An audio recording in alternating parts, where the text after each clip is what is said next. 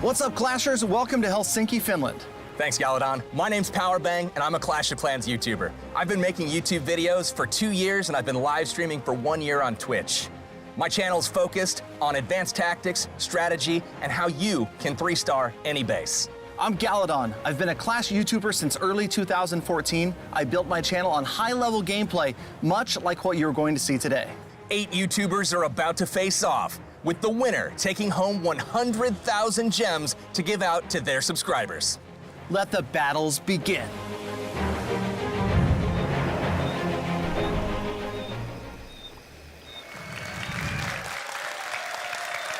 Welcome to Helsinki, Finland. I am Galadon, here with Powerbang, and we are about to bring you the Clash of Clans YouTuber Builder Base Tournament.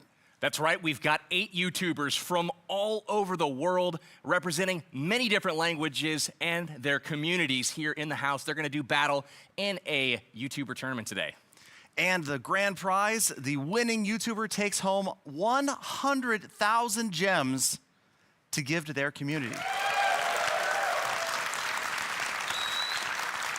Absolutely. So a lot of excitement here in the house today. You guys have had a couple of days to play this update. Some great new additions to Clash of Clans. We've got a brand new night village, the night mode that people have been requesting Was forever. it massive? It seems to be here. It was massive. Awesome. It was. What is your favorite part about the update? Oh my gosh. You know, I think that the fact that we're seeing so many different, I mean, none of the troops are exactly the same. You know, the barbarians are rage, the giants are boxers, the archers are sneaky. It's so cool. I mean, it's completely different. It's incredible. So we have some teams in the house. We'd love to introduce you to the players that have journeyed a long way across the world to be here today. Absolutely. Let's start out on the right-hand side. First, we've got from Brazil, Bruno. Bem-vindo.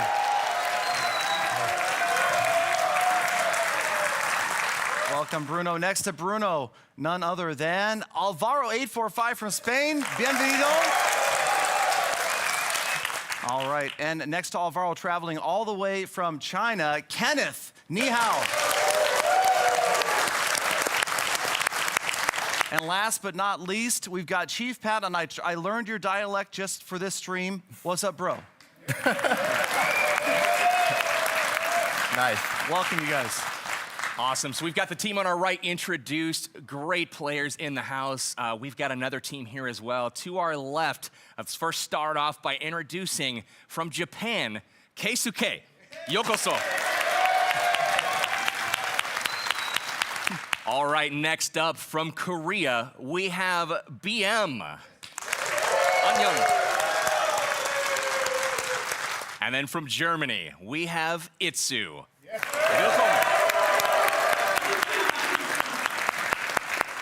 Last but certainly not least, from France, we have Lord Val. Bienvenue.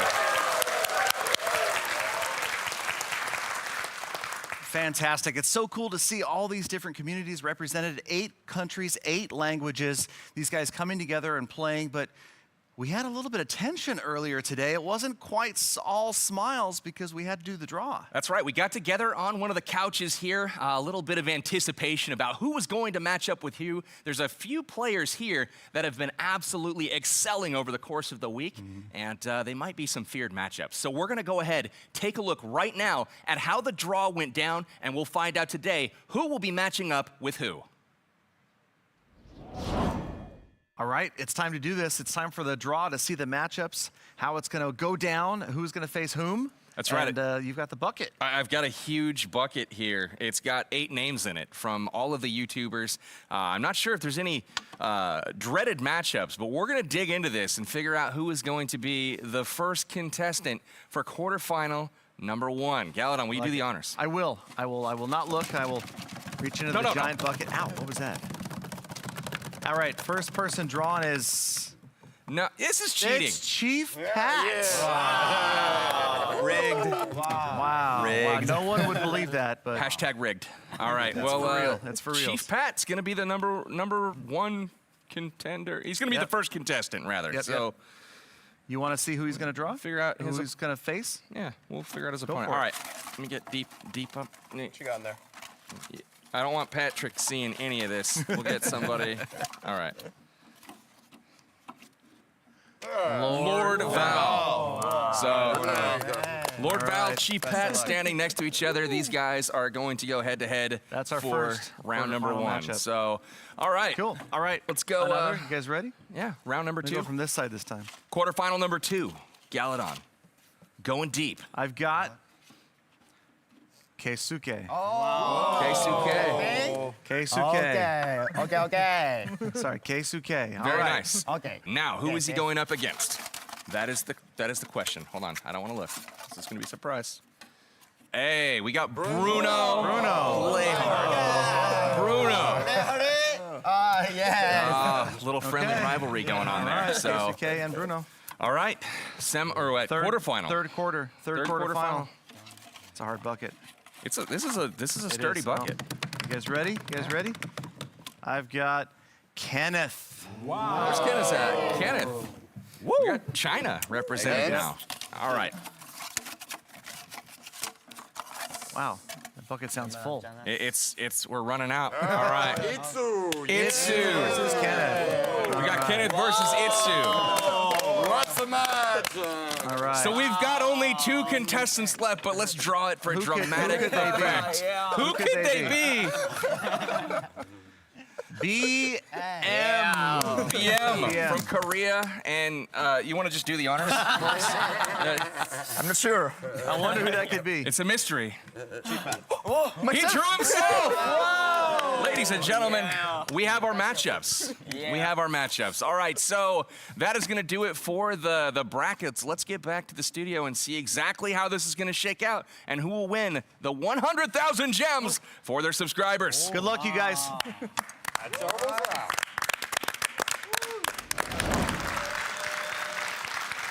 Wow, what a great little intro there. How exciting was that? All of the players that made their selections, they happen to be standing right next to each other, and it's going to get a little bit interesting, perhaps even heated here. What do you think, Galadon? It's going to be crazy. And so we're going to get our chance to look at the matchups for the first time on the screen. We'll see exactly how the quarters, the semis, and the finals lay out. Is there one in particular that you're really especially excited to see, Powerbang? Absolutely. I've got my eyeballs on Itsu of Germany versus Kenneth of China. Both of those players have been absolutely outstanding over the course of the week. Both absolutely to be feared, and it's a shame that they have to match up in the very, very first round. You know, it's funny because I would have picked that earlier. Maybe that's what I would have said, but right now, Bruno versus Keisuke. That one, Bruno, like a 3-star specialist earlier, and he was just tearing bases up. Keisuke, he's such a personality. He's so animated out there. I cannot wait for that matchup. Absolutely. Bruno versus Keisuke, sure to bring a ton of energy. Really excited to see that one go down. And what about energy? Alvaro 845. I mean, have you seen that guy's videos? He goes completely bonkers. Absolutely insane. I watch his videos before every stream just to get like pumped up. Sure thing. Don't forget about Chief Pat and Lord Val as well. Sure to be a nice little American versus France rivalry.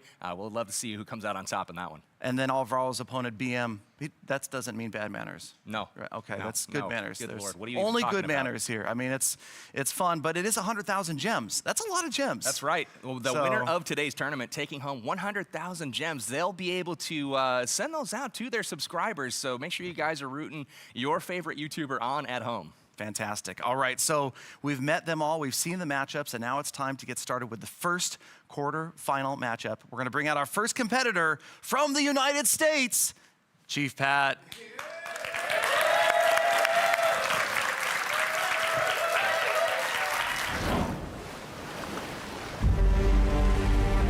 My name's Chief Pat. I run the YouTube channel Play Clash of Clans, and I am from Washington, D.C. in the United States. So the story behind my channel is actually pretty funny. I had never made a YouTube video before Clash of Clans. I just one day decided to hunker down and do a guide for the single player maps, and I actually filmed the video inside of my car.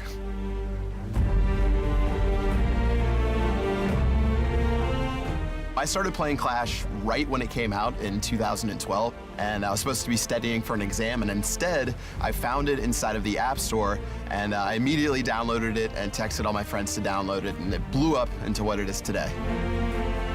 To all of my subscribers and viewers, I'm hoping I can represent you guys well during this tournament. There's gonna be 7 other pretty tough YouTubers, but I have a good feeling that I'm gonna be able to take them out and bring home this win. Let's do it!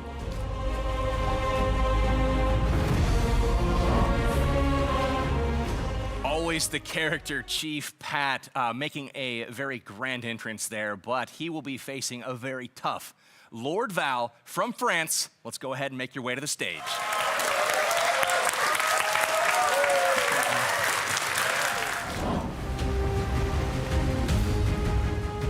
Mon nom est Lord Val, comme celui de ma chaîne, et je viens de Nice, dans le sud de la France. J'ai commencé à créer des vidéos sur ma chaîne en septembre 2016 pour partager mon expérience et ma passion pour ce jeu avec des passionnés comme vous. Ma première réaction quand j'ai vu la mise à jour, ça a été waouh! J'étais en rendez-vous avec un client, j'ai mis fin au rendez-vous pour rentrer chez moi pour jouer. C'est incroyable. Gardez votre passion intacte. Clash of Clans a un aspect social incroyable qui permet de créer des liens au-delà même du jeu. Et surtout, pensez à vous amuser comme des fous. Et à ciao, bonsoir. There you go, both of our competitors up on the stage, ready to go and do battle. But before we get started, let's take a look at these rules, a little bit different than what we're used to in Clash of Clans. Absolutely. So in this scenario, this tournament, each round there's going to be a best of 3 tournament, and the first to 2 victories will move on to the next round. Exactly, and both of these players will have the opportunity to change up their defensive bases, but they also must change up their attacking armies, Powerbang. That's right. Each time there is a new round, at least one slot in the army camps must be changed to a different troop. That way we don't see the same troops over and over and over, and we have a very exciting war. And a couple of my favorite things about this, the fact that you can change troops on the fly, and the fact that you've got 60 seconds to scout, and that doesn't, it's not a worry, you can use all of that if you need to. All baby dragons. Ready. It is all baby dragons. He's coming at it hard. He's putting his faith in those baby drags and their rage ability, just like you see in the normal map. What I like about this base is Chief Pat has managed to get the ship into it. At the top. Yeah, I think that was on purpose for sure. So those air bombs, just like Powerbang said, absolutely destroying what looks like an air defense is now a firecracker, and it really kind of lives up to its name. It's not anywhere near as powerful as you would expect. Yeah, it's a little underwhelming, the missiles that come out of there, and it's funny because we're so conditioned to seeing the air defenses of the traditional base really do a ton of damage, and in this particular scenario, we've got the air bombs in the other base. Look at all the damage they're doing to Last Dragon is out of there, and we're just left only with the battle machine, and he's got a long ways to go. Look at the score, though. Once it's a again, 71% two-star. What is happening? Come on, get through that next structure. I want to see at least a little more. Yes, he got there. Yes, all the way to 75, ladies and gentlemen. So Lord Val improving on his attack, 4 additional percent, so a 75% two-star, setting the bar just a little bit higher for Pat to try to match. That's right. He's ratcheting up the performance just a little bit. Chief Pat will have an opportunity to answer to try to get a point on the board. He needs to beat 75% and, of course, obtain the 2 stars. So he's going to go in just a moment here, look at the base, take full advantage of that new minute timer, and then he'll be able to change out some troops to go ahead and vary up his army. Exactly. You can see it looks like he's about ready to go. Lord Val maybe changed up his base. These guys, remember, have the ability to store 3 different bases, just like in Clash of Clans. You have those bases stored. They can switch them if they want between attacks. Absolutely. We'll see some of that today. We'll point it out while we're doing some of the attacks. The cannon carts are absolutely incredible. But so far, Pat's got the same army as before. He's changing it out right now. What? Rage Barbarians. Unheard of. What? 56 barbs. I think he's just messing with us right now. I think he's come. trolling. Yeah, they can be strong, those Rage Barbarians. They don't need a rage spell, and that's one of the interesting parts about the builder base. There are no spells. They're built in. It's really incredible. Like, all of the troops have their own ability unique to them, and it's really neat to see how those are incorporated. Usually, it's in the first few seconds once you drop them onto the field, whether it's the sneaky archers that are invisible or the rage barbarians that have a rage, or even the giants that can punch a little bit harder. Yeah. It's really neat to see all the different mechanics that are part of this troop, and it'll be fun to learn this as time goes on. It's those hand wraps. All right, so here we go. Those are the minions, beta minions, and they're destroying those outside structures again. Love that they've got that additional range right at the beginning. And Pat, again, being very patient, just working his way in slowly. That's right. He's got the baby dragons as part of this army, as well as the cannon carts. He's probably going to try to go down the flanks with the cannon carts while sending the giants up the middle. We'll have to wait and see what strategy he's going to use, but this is looking good to start off. Yeah, it's a familiar wall layout. You've kind of got that core walled off, but an interesting way these walls are set up makes it a little bit different the way you're going to design stuff. And then as well, sometimes maybe you want to leave that gap, troll somebody, and put it in there so that you're going to guide those units into a spring trap or a push trap. Absolutely. A lot of the same principles still apply as far as skills and, gamed. It's really so, like, funneling is still absolutely imperative. It's very important that you get your troops to the core. So you're going to see a lot of that. He's left up that platform right there for his cannon cart to latch onto. There goes the battle machine into the base. We're looking pretty good right now. Pat's trying to make a push here to go ahead and get that builder hall taken out. Yeah, there go the last giants. I was waiting for those last two giants. They're going to try to get through that wall. And without any bombers, the wall's a little bit harder to get through. That baby Pair of dragon boxer got it. giants working. Uh-oh, there's the first star, 50%. Here come the cannon carts, but they've moved ahead of the giants. The giants working on trying to get to the next defense because their AI is similar to Clash of Clans. And the home's like, look at the oh no, that just doesn't seem right to me. If he can get off another ability, he should be good. Look at this. He's got 68. He's just got to take out this archer tower with the baby drag. 71. The air bombs are down. Here it comes. 75, one more structure. One more building, and he's got it. There it is. Chief Pat. Wow. Chief Pat is going to take round one for Team USA. Fantastic. Very wonderful job there from Pat, and really actually getting pretty close to the 3-star. Yeah, he's trying to set the precedent here for the best attack ever. He's awfully close. And there it is, burning down the cannon cart, trying to get one more structure down. 91%. 91%. Wow. Very close. So that'll conclude round one of this first quarterfinal. Chief Pat currently has the edge. He's winning 1-0 over Lord Val. And Lord Val will have to try to answer to even things up, or else Chief Pat's going to be moving on. Yeah, it was great to see such an unusual army composition early on. You saw both attackers use really similar air armies, and then Pat switches to this and just destroys that base. Absolutely, a complete hybrid army, one troop of each type, basically, and he just did a wonderful job executing on that attack. Really got close to a 3-star. It didn't look like he was going to get that close, but as the attack went on, the key buildings continued to fall just like dominoes. Yep, and again, Lord Val, an opportunity to change his base as well. They're kind of communicating that there, just in case one wants to change their base up to a separate saved layout. And here we go. And it is indeed a different layout than we've seen. Exactly. He's got the town hall exposed, or the builder hall, rather. I bet a lot of people are making that exact same mistake, calling it the town hall. We're learning a whole new vernacular. It's exactly. crazy. Builder halls, like, you know, it's crazy. There's all kinds of new defenses, new troops. The whole thing is basically new.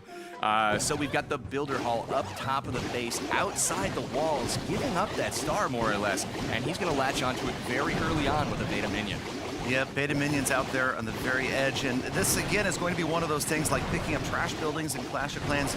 You're trying to pick off those buildings early, get the percentage, and also doing a little bit of funneling, trying to get into the core, obviously protecting the key defenses there, that multi-mortar and the air bombs. That's right, air bombs are absolutely nasty to those air troops, and he's got 3 camps full of baby dragons getting ready to push into this base, and the beta minions have done their job. They've taken out that town hall, secured the star. He's all the way up to 26%, and now he's just looking to see how he can take out the rest of the space. Exactly. Look at the placement of the baby dragons. That's absolutely perfect. The way each of them is raging just far enough away from the next that they're going to enjoy that rage spell for as long as possible. There we go. Battle machine is down on the field, not taking a lot of damage so far. He's going to take care of those guard post troops. They are all down at this point, and it's up to the baby dragons now to get it done and push through the rest of this base. The battle machine will be helping out. He really hopes to get to that center compartment to take out that air bomb. Exactly, and that's so well protected right now with this layout. A good layout from Lord Val, I have to say, making it super hard for units to get into that core. You've got the double layer of walls at the top right and the bottom left, and then all those compartments everywhere else. Battle machine trying, but he's the only guy left. That's right, but still not entirely bad. He's got 75%. It certainly seems in this base layout that there's a lot left, but 75% for Chief Pat, that's not a bad mark. Yeah, that was solid. Very solid. That is not a bad mark at all. So two-star. Chief Pat setting the bar at 75%. Lord Val now has to match it, and if he does not, no pressure, Val. Hey, but Lord Val has quite the reputation of being a skilled attacker. Absolutely. I know that in his country he's known as one of the best war attackers. So I'm sure he's planning on taking those skills and using them here. But like you said, again, these guys haven't had a lot of time. And suddenly now we're looking at maxed out Builder Hall 5s. So Lord Val getting ready right now to try to get that 75+% two-star Exactly. to hopefully tie things up and send it to a round 3. All right, so another different looking base, and Pat this time just going for maybe another also geographic change down at the very bottom of the map. And you can see again, kind of developing a trend here of keeping that Builder Hall on the outside, trying to prevent that 3-star. And we have seen most of these attacks have been high percentage in the 70s and 80s, 2 stars. You know, I don't know whether the right, base build philosophy is putting the Town Hall outside the base yet. It's really too soon to tell. But from what I've noticed, it's a lot easier to protect those really high-value defenses from, being destroyed by putting that Town Hall on the outside, simply because the walls are, like, so precious. They're all kind of connected together. Exactly. And there's much fewer ways to kind of configure your base to defend effectively against the 3-star. Yep, now see here, you've got those cannon carts trying to avoid the multi-mortar. That is a key right there, as the multi-mortar balls rain down on the defending units. The cannon carts trying to avoid those mortars, and it looks like we're on our way towards the center of the base. Galadon with the mortar balls once again. We've got the cannon carts going down behind the battle machine. Battle machine taking out the air bombs as well as trying to go over the firecrackers. Doesn't quite get it down, and this is kind of wrapping up to an early end. This is opening the door for Chief Pat. 42%. Wow. That's it. Chief Pat has advanced to the semifinals with a victory over Lord Val, 2-0. So congratulations to Chief Pat. He will be our first semifinalist. That's right. Great job to Chief Pat getting the victory there. Really liked in that matchup there. Chief Pat had a very similar base, but he put it geographically different. First it was in the left corner, then it was in the top corner. It's with a wall psychological outside. warfare. I don't know how different they actually were, but it kind of played some tricks on Lord Val and maybe stumped him a little bit. I think so. I think that could have been a part of it, but maybe we should ask Pat ourselves. Was that psychological warfare? Was your intention to move the base around and throw your opponent off that way? You know, I've never been the most skilled base designer, so I just decided to move things around a little bit. I do have to say that first attack was extremely lucky, getting 94% with the battle machine walking around outside. But yeah, the mental warfare with the base movements. I think, the farther away it got from the boat, the more dangerous it got on defense. So. Good point, good point. And the battle machine wandering did kind of remind me of maybe a lost Archer Queen. All skill. So. All skill. We all know how that Archer Queen tends to wander. Battle Machine doing more of the same for Chief Pat, but to his, effect very well. How was the battle for you? Did things go as planned? Did you run into some problems against Chief Pat? Too much pressure, but I would to try something on the second fight. Well, we appreciate it. I'm sure the fans back home we're proud of your efforts. Very nice try in the first round, but we do have Chief Pat moving on. So let's go ahead and bring up the tournament bracket and kind of check things out, and we'll see who we have next up in this tournament. Yep, so Chief Pat advances the top left of your screen, but next up from the top right of your screen, we've got from China, Kenneth.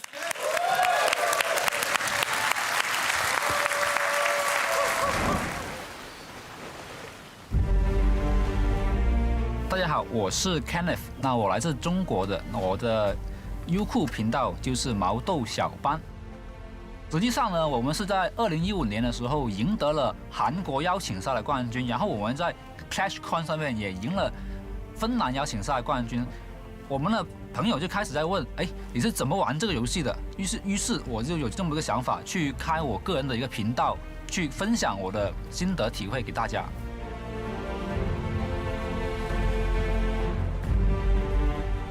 当我第一次看到这款游戏的时候，我的反应是，哇，这完全跟我们过去的不一样啊！那我马上就有想法，就是我要尝试这个游戏，这完全是不一样的一个部落冲突。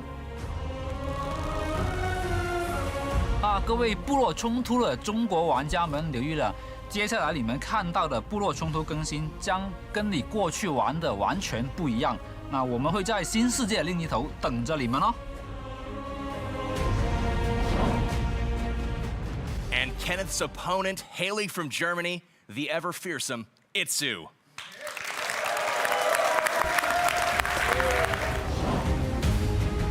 Ich bin Itsu.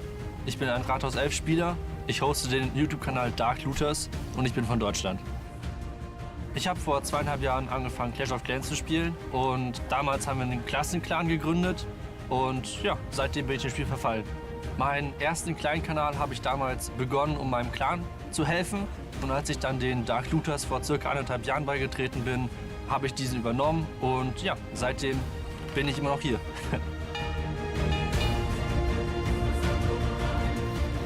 Vielen Dank, Leute, für die ganze Unterstützung. Jetzt schon fast 2 Jahre lang. Das ist eine mega lange Zeit. Und hoffentlich geht es auch weiter so in der Zukunft. Ihr seid weiterhin dabei. Und vielen Dank für alles.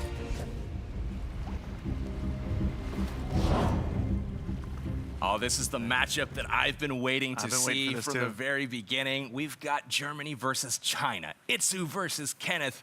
It's the Battle of Titans in the opening quarterfinal round. Absolutely. These two guys drawing each other's names was exciting. Cannot wait to see both of them in action. I'm personally excited for Itsu's bases. He did tell me that he had 3 great ones saved and a bunch more in his pocket, ready to go should he need to switch them up in later rounds. Absolutely. Let's talk about Itsu's base right now. Look There at it that is. giant open compartment. Wow. And the way he's placed his defenses, defending that builder hall, really, really good. He's definitely trying to prevent the 2-star here by keeping that builder hall in the center. Let's see if he can be successful with that. This is the first time all week that I've seen anything like this. This huge enclosure in the center, reminiscent of some Clash of Clans home bases, but nobody's built one like this yet, and that's exactly the innovation that I was expecting from Itsu. That's right. I'm really excited to see how this turns out. Kenneth studies the field. He's got his minute ticking down quickly, still changing troops. 10 seconds to go in prep day. No pressure, Kenneth. Get going, my man. Looks like he's going to ground. He was ready for air. He switched to ground. You can see that Itsu isn't giving up the so-called trash buildings on the outside. He's walled them in, so it does require maybe a different strategy, and Kenneth coming from the ground. There you go, Giants on the corners, Battle Machine in the middle. We've got the bombers in behind. Love those bombers. Look at those First look, our first look in today's battle, today's tournament at these bombers, and it's so cool, like you were talking about, Powerbang, indiscriminately all over the place, buildings, walls, Just they don't care. They just chucking bombs everywhere. The walls, the buildings, it doesn't matter. They're just blowing stuff up. They absolutely love it. And they're in on that Builder's Hall pretty quickly. 39%. Builder's Hall is going to go down for the first star. 42%.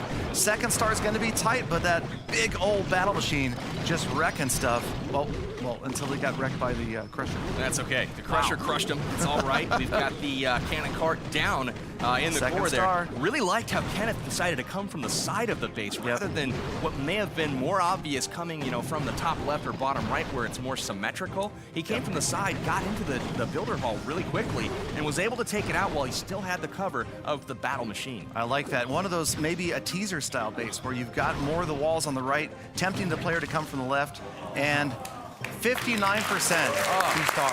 That bomber didn't have plans to really agree with what Kenneth was trying to do. It stepped 1 tile forward, and that double cannon absolutely obliterated him. Exactly. So 59% 2-star attack. So a solid attack got the Builder's Hall and the 50% star. So Itsu has got his work cut out for him. Absolutely. Itsu, the 3-star specialist from the traditional Clash of Clans, known for his war attacks and his base building. He's going to go ahead and give it all he's got on this first attack. All he has to do is beat 59% and get 2 stars while he's at it. I want to check this out. I'm loving these bases. This is like base building school for viewers at home. I mean, I'm hoping people are taking screenshots, copying these base ideas down, because obviously we're still so early in the game's development. Oh, this is incredible. I've tried to build a few bases myself, and I have come up with nothing, not only nothing this aesthetically pleasing, but probably it doesn't work as well. I mean, it's like a ninja star. I was just going to say, this is my vote for prettiest base of the day right here. That is a good-looking base. Well, while bases, they can be pretty. We've seen the artwork in the traditional game. That doesn't mean they're good. Let's go ahead and see if Itsu can take this thing apart, and we'll see if he can come up with that 3-star. Well, such a well-protected multi-mortar, it makes sense that Itsu has gone to mostly air units, because that multi-mortar is going to be really hard to get to, and that seems to be the 2 key defenses against ground multi-mortar, against air bombs. That's right. Looks like the baby dragon flying into range of those air. Oh man, that's just brutal. It goes down awful quick. Those air bombs are just devastating to the air troops, but luckily he's got 8 baby dragons left over. Yep, and will the cannon carts get to the air bombs? I think that's exactly what Itsu wants to happen. Cannon carts going to the left, trying to get to the air bombs. If they can avoid the multi-mortar that's raining down right here, They might get it down. It's going to be close. Cannon's just about, they got it. Look at that. He's Very got it nicely down, and now he's cleared his way for the Baby Dragons.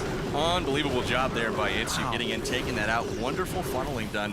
Walking down the wall with the battle machine getting in, taking out that key defense, and now it's all about getting those Baby Dragons to the center of the base. One thing to point out, these firecrackers in the center of the base, they look menacing, but they're holding back those missiles. For some reason, they're shooting the bottle rockets that they've got stored in there. I like what you said, Powerbang. You said they are not shooting M80s. These are like those little bottle rockets. That's right. Look at that. They're just not. I mean, the Archer towers do a lot more damage than it seems the like firecrackers, and it's really kind of funny. But still, even though they don't do as much damage, it doesn't mean that it's going to be a 3-star. As you can see, Itsu's attack. But you know what's happening? You know what's happening though. Itsu's going to grab a higher percentage. He's already clinched the win right here.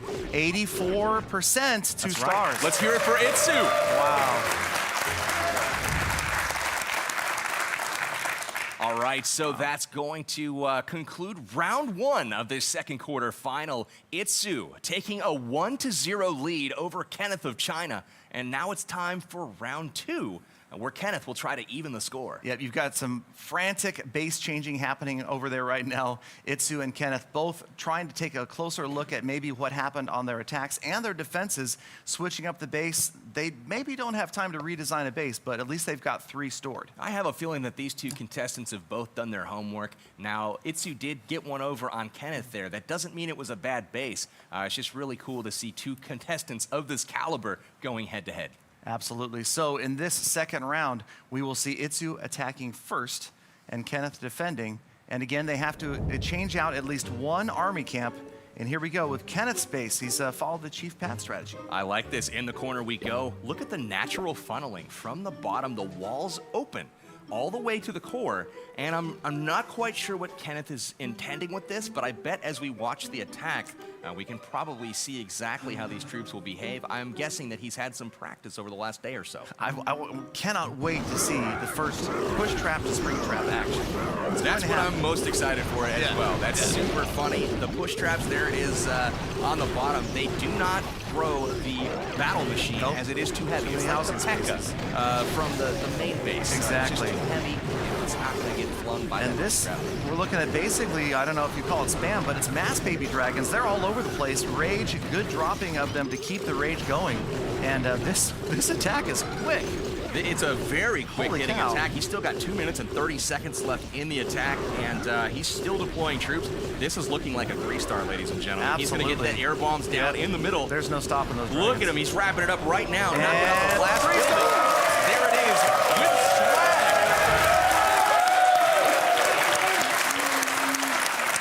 There it is, the very first 3-star attack in the Builder Base, maybe one of the first in the game as we're playing these, at least at Builder Base 5, maxed out. That's right. And Itsu does it. He lived up to his name as a 3-star specialist. That's right. Itsu setting the bar awfully high for Kenneth of China here. Kenneth going in, scouting the base now. He's going to be trying to figure out how he can manage to get that 3-star all the same to force another round. If he doesn't come up successful here, Itsu will be moving on to the semifinals. Exactly, because the way the rules of this tournament work, the best that can happen right here is a tie. So there's no way to beat this 3-star because it doesn't come down to time, it just is stars and damage. So at best, we're looking at a draw for this round, forcing an additional round. That's right. So we'll take it to the battlefield right now. The initial army cook, we've got the Rage Barbarians, Giants, I guess the Boxer Giants, the Bombers, and the Cannon Carts, along with the Battle Machine here. We will see if this stays and if he changes any troops out, but he's got 30 more seconds to decide what to do. Let me tell you, something about those bombers, it is so rewarding to watch the way they annihilate large sections of the base at once. When they go through that many pieces of walls, I don't know, it's just something, I just love the bomber animation, I love the bomber function. I wish my wall breakers back at home did that. Absolutely, the bombers, when they're chucking those bombs around, Jeez. I've seen them take out 3 buildings at once. It's crazy. Pretty incredible what they can do, and there's nothing like seeing a whole entire section of walls completely smashed to the ground. As we wind down the clock here, getting into the attack. back. Kenneth getting ready to put his first troop on the field. And it's going to be the battle machine first, followed by that pair of the cannon carts. Look at that, the multi-mortar raining down. These cannon carts awfully close to the battle machine. This is trouble. They're getting hit early by the multi-mortar and absolutely getting crushed. Yep, getting ready for that next ability. Will it come around? He's going to get out of range. Look at him escape the damage. No, he didn't escape the damage from the cannons, though. And we lost the battle machine. It's going to be up to the dragons to try to get the job done. Not a whole lot of value there from the kill squad, if you will. Those are the initial troops going into the base, trying to accomplish some sort of objective, take out a key defense, handle the guard post troops, and he's really relying now on the main portion of his army, which are the baby dragons in this scenario, to try to overcome the Tesla, the archer towers, the air bombs, all the firecrackers. It's going to be tough. And all of those were standing after that first mini ground phase concluded. The dragons coming in, having to face the air bombs, the Tesla, like Powerbang said, and the archer towers. I love this effect. You can see the lever right there. They're ratcheted down. They're going to fire at a shorter distance, but faster. That's right, faster, and that means more damage. So there it is, Kenneth wrapping up. He's not going to be able to get the 3-star in this scenario, so that's going to put Itsu over the top, representing Germany, and Itsu will be moving on to the semifinals. Let's give it up for Itsu.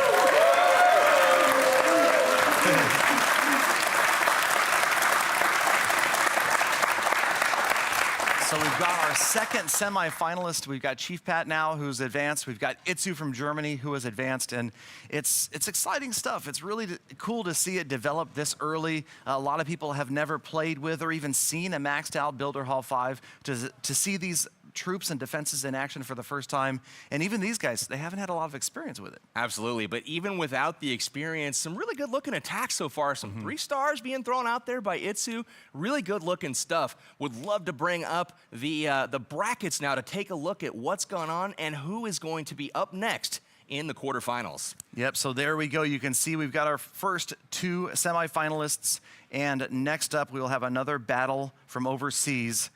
We will go ahead and bring in, from Spain, our favorite Spaniard, Alvaro 845.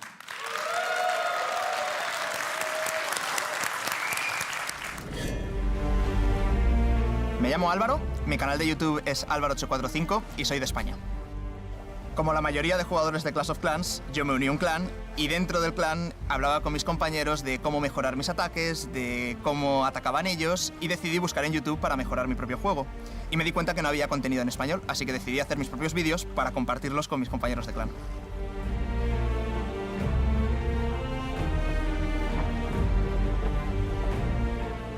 Mi primera reacción cuando vi la actualización, esto no puede ser cierto, es una cosa completamente distinta, es como otro juego dentro del juego y de verdad, tenéis que probarlo. Si pudiera deciros algo a todos y cada uno de vosotros, sería gracias. Gracias por apoyar mi canal, gracias por ver mis vídeos, gracias por ser la persona que está detrás de la pantalla. Hemos recorrido un gran camino juntos, pero todavía nos queda mucho más por recorrer. And taking on Alvaro from Korea, he's going to try to send Alvaro home crying. We've got BM. Yeah.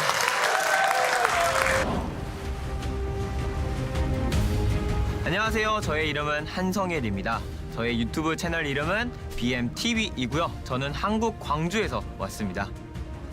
제 채널 초창기에는 9홀들이나 10홀들이 이제 완판 영상들을 보여드렸었고 그 이후에는 제가 더 해설을 덧붙여가지고 시청자분들이 이해하기 쉽게 만들었고 또 이제 예능 배치라든지 이런 것들을 만들어가지고 시청자를 즐겁게 하고 있습니다. 제가 이번 업데이트를 봤을 때 딱 3번을 놀랬습니다. 첫 번째는 아이콘이 바뀌었을 때, 두 번째는 마을에 배가 있었을 때, 그리고 세 번째는 바로 또 다른 마을로 갔을 때 정말 우와 이게 뭐야 할 정도로 완전 깜짝 놀랐는데요. 이 재밌는 게임 저와 함께 계속했으면 좋겠습니다. 수능 오픈 구독자 여러분들, 저 BM 더 많이 사랑해 주셨으면 감사하겠습니다.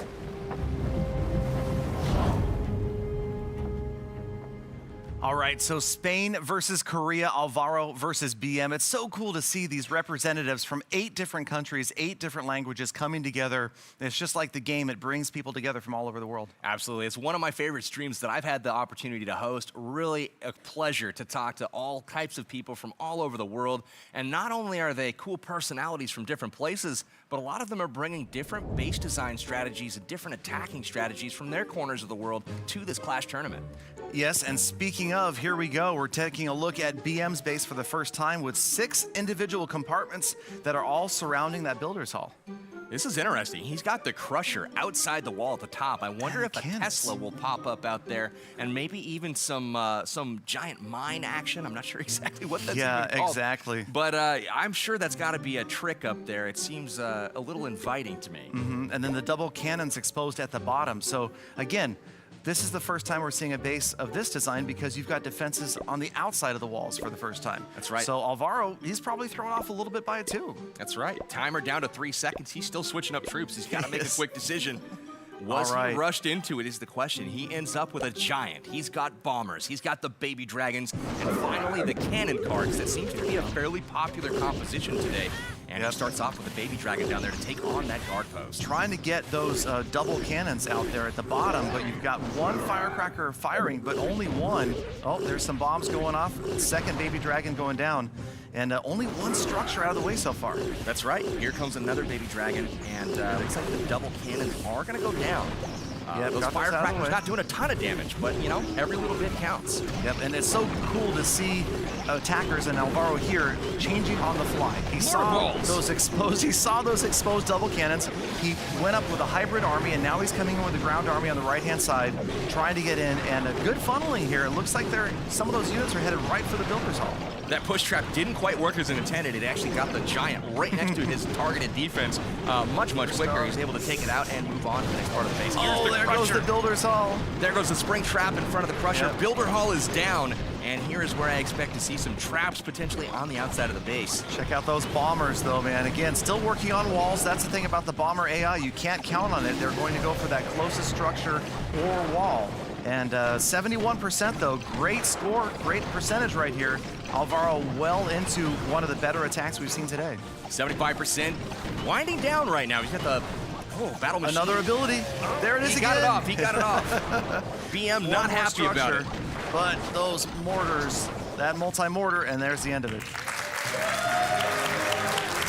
All right, 84% for Alvaro, 845 in the opening round. Got the 2-star in that one. BM knows what he needs to do. Gonna be a little different than the in-game mode where you're attacking simultaneously, just doing the best you can and hoping for the best.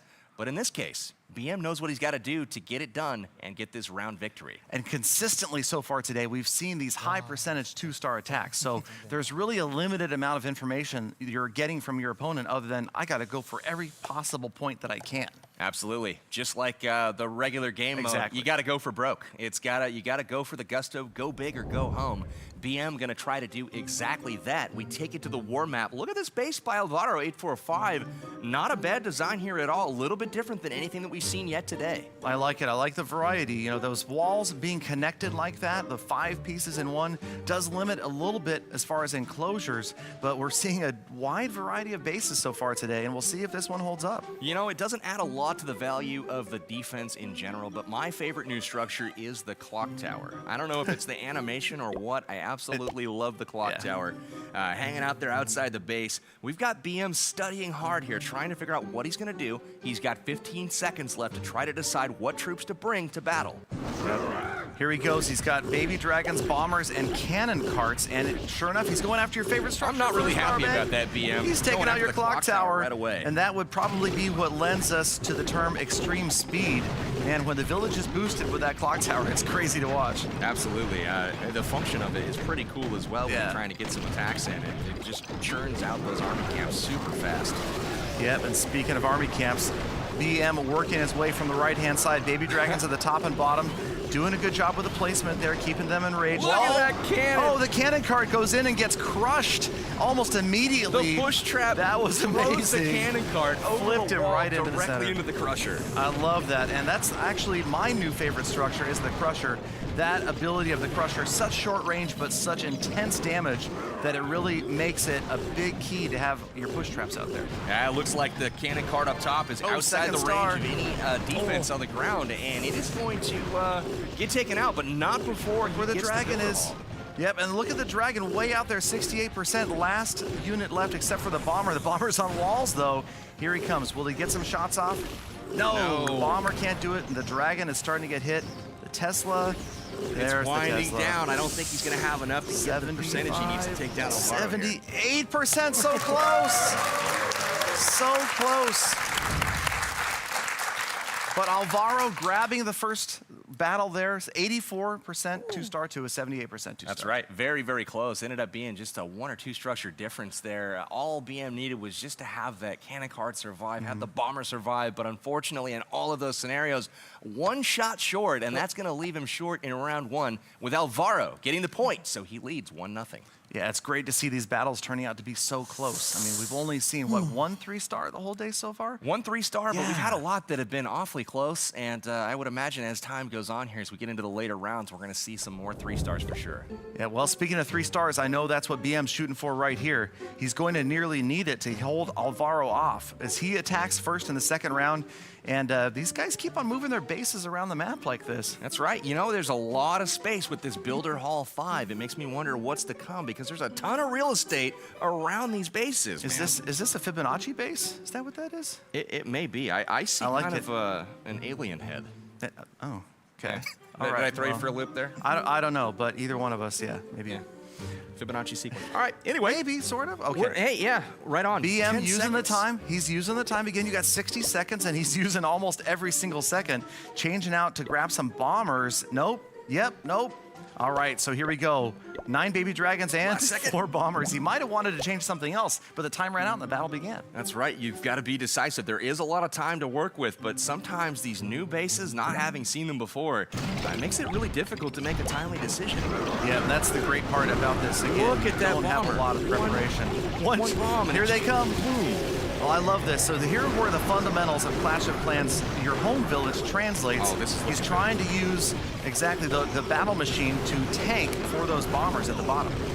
Please. He's got a good approach coming right now. It's Oh man, dragons doing damage at the top, but again, you've got the air bombs and of course the Tesla are looking healthy over there on the left-hand side. Yeah, those baby dragons unfortunately got just a little bit too close together, and you know, they didn't have that rage ability. Looks like he's got 1 left. man. The air bomb's Look at doing that work. damage. Oh man. Oh no, not quite able to get the builder hall. There's a good effort there for sure. Ends up with a 71%, not able to get the builder hall. No, so just 1 even star. a 50% will get the job done in this next attack if he gets the 2-star. Exactly. So that's where things are a little bit different than what we see when you're playing at home, is that Alvaro saw what his opponent did and knows 50% 2-star and he wins. At home, you have no idea, other than when your attack's over, you go back and you can see, 50% destroyed, Builder's Hall destroyed, 75%. And there's definitely some anticipation there. I'm wondering, is my opponent going to 3-star? Am I going to lose? Where is it going to be? It's that anticipation just like is a lot of tension for me. I'm trying to calm down, but it really works me up sometimes. It does. I don't know why. It just does, okay? You'll be okay. Okay. You'll be okay. Just take the pill, do something. We're gonna get through this, Galadon. Okay, here we go. The true pressure is on Alvaro. I don't know if you knew that, but he's the guy that's got to perform right now. He's got to get that 2-star in the bag here. And luckily, BM has chosen a base that does not give up the town hall. It's in the center of the base. So Alvaro is going to have to work for it to get that 2-star. But you'll notice the Builder's Hall is a little bit off to the left. Most of the defenses, including the Crusher, which is so dangerous to ground units, all the way off to the right. So this is going to be a tough one. The Builder's Hall looks like it's almost a gimme. Like you force an army in there, you grab it. But look at that little can channel. he Do you get think he's over hiding something 50% there? too? Oh, definitely. Do you think he's got some push traps? I maybe to love the flank some push troops? traps. I mean, it's tough for me. Honestly, I love the Crusher, but the push traps, the animation, and the idea that you can chain some of them You can together. chain them together. Oh, Push trap to push trap to spring trap to off the map somewhere in the ocean, Hold finding on. another boat. video idea. Absolutely. So Mania. we've got beta minions to start off. This is a different looking army. Beta minions, sneaky archers, we got the boxer giants as well as the bombers. And he's trying to clean up some of these troops. I don't know, he's just trying to get what's available outside of the range right now of the defense. Yeah, picking off those units, using those first 3 shots from the beta minions to his advantage. Not quite enough to take structures out with just 3 shots, but they'll move in. And again, those guard post units, man, they do some work. Yeah, they do. Only 4 of them, and 2 barbs, 2 archers, and they are doing a great job right now defending this base. We've got more beta minions inbound from the left side. Yep. Next up, I'm thinking he's going to probably throw down the giants and bombers. Yep, and the guard post right now only holds 4 units. What could it hold in the future? You never know. But right now, 17% damage, and the ground units ready to go. Wall breakers, boxer giants, and 8 sneaky archers, but he still has to worry about those troops in the guard post. Look at them blinking there, those sneaky archers. We'll see exactly how sneaky they are. They're able to avoid detection when they first are placed on the map, but just 4 or 5 seconds there, it seems like. They're able to stay out of the range of defense. They will not target them. Exactly, and check it out, that looked like a really good funnel using those minions because the troops trying to head in after that builder's hall, but oh, the hero, you've got the battle machine going off to the right, the giant is headed in towards that center enclosure. Oh, the push trap redirects. Yes, the bombers and the archers way off to the left. Look at the archers on the builder's hall, though. I think that's right. I think it's gonna. Oh, is it just one? She doesn't get targeted by the multi-mortar. No. In range no, of the she cannon. couldn't get it done. Look at the health on the builder's hall. Oh, will the bomber do it? Can the bomber get the builder's hall? Wow. Is the bomber? Oh, wow, he got it. Goes down. He got it. The builder's hall goes down. Oh, my goodness. 62%. The splash damage from the bomber. It's like it hits the whole map or something. That was Alvaro amazing. with an absolutely clutch 2-star there to pull one over on BM, and that's going to give him, I believe, 2 rounds. Amazing. Alvaro can't stop laughing. Congratulations. Semifinals. We've got a few million Spanish fans that are super excited right now as Alvaro takes that one. And that was really cool to watch, the splash damage from that bomber. And Alvaro with the victory, moving on. That's right, the MVP of that raid. Obviously the bomber getting it done at the end, but don't forget about the battle machine, holding the defenses to it while using the ability to regenerate that health as it went around the outside. It gave the bomber free reign to go ahead and get just enough to take out the builder hall for the 2-star. It was a wonderful attack from Alvaro. Exactly, and that's the cool thing. You see these skills translate, these strategies from war and from just pushing trophies or even farming in Clash of Clans in your home village, using the fundamentals. Now you've got a battle machine that's going to tank, and that's exactly what happened. Instead of, sometimes you'll see like, a golem is in there tanking for Hog Riders as they run through the base. The battle machine tanked, the bomber got in there, clutch 2nd star. Really, really cool. Why don't we hear from Alvaro? Alvaro, fantastic. That was very cool to watch the attacks. How do you feel coming out of that battle and advancing to the semis? It was so close. I mean, I was so lucky with the bomber, the final one.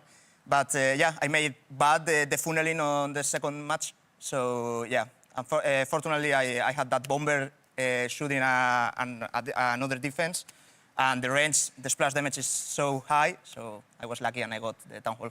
Fantastic. It was exciting to watch, and it was a close battle over BM. I feel like this is exactly what Clash of Clans needed, that head-to-head 1v1 interaction. It's super, super fun to watch, and the ending of that last battle was epic. It was epic, it was massive, like the update. So much happening, and it's so cool to see these maxed out Builder Hall 5s going at it. And we've got one more slot for one more player in the semifinals. 1 quarterfinal match is left. As we take a look at the brackets, all filled up except for the bottom right. And we're gonna bring our first contestant from the last quarterfinal onto the stage. None other from the country of Brazil, Bruno.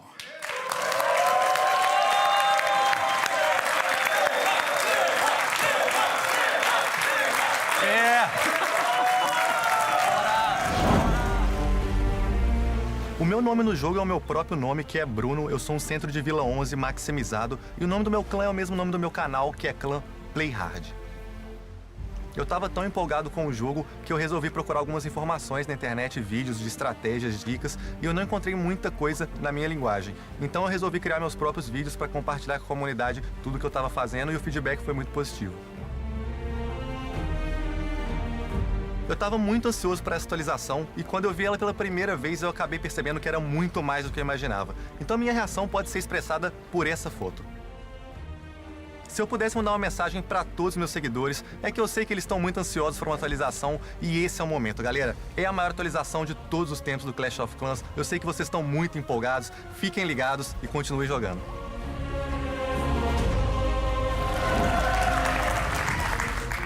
Wow, some ridiculously passionate fans there in-house rooting Bruno on, but we have another contestant to hopefully give him the challenge of his life in the last quarterfinal matchup. From the land of the rising sun, Japan, we have Keisuke.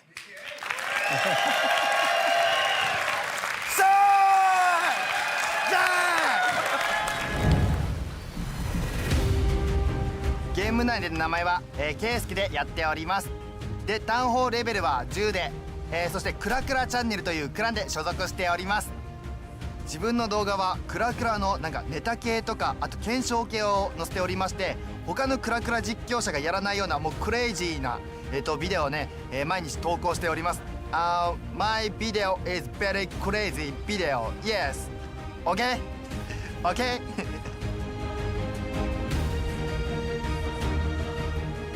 初めて見た時なんだこのアップデートはって思うぐらいファーストインパクトもうビッグインパクトもう衝撃が走りました。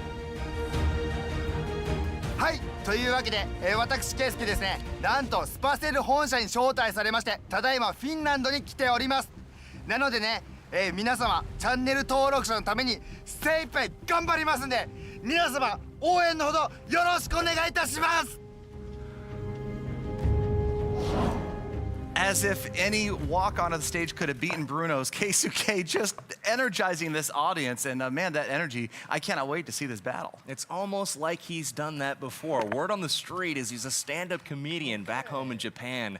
Very, very entertaining stuff indeed. He's going to try to bring some unique attacks to battle here in this last quarterfinal matchup. Exactly, that last spot being vied for right now. And this is the matchup I've been looking forward to. Both of these guys super skilled. We saw some attacks from Bruno, at least we saw some attacks from Bruno earlier in the week.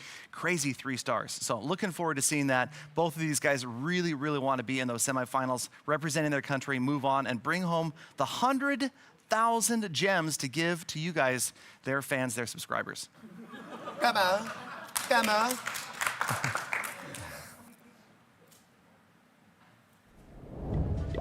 All right, here we go. Bruno is ready. He has been scouting for a few seconds, and another first look at a slightly different base setup. That's right, another great base setup here from Keisuke.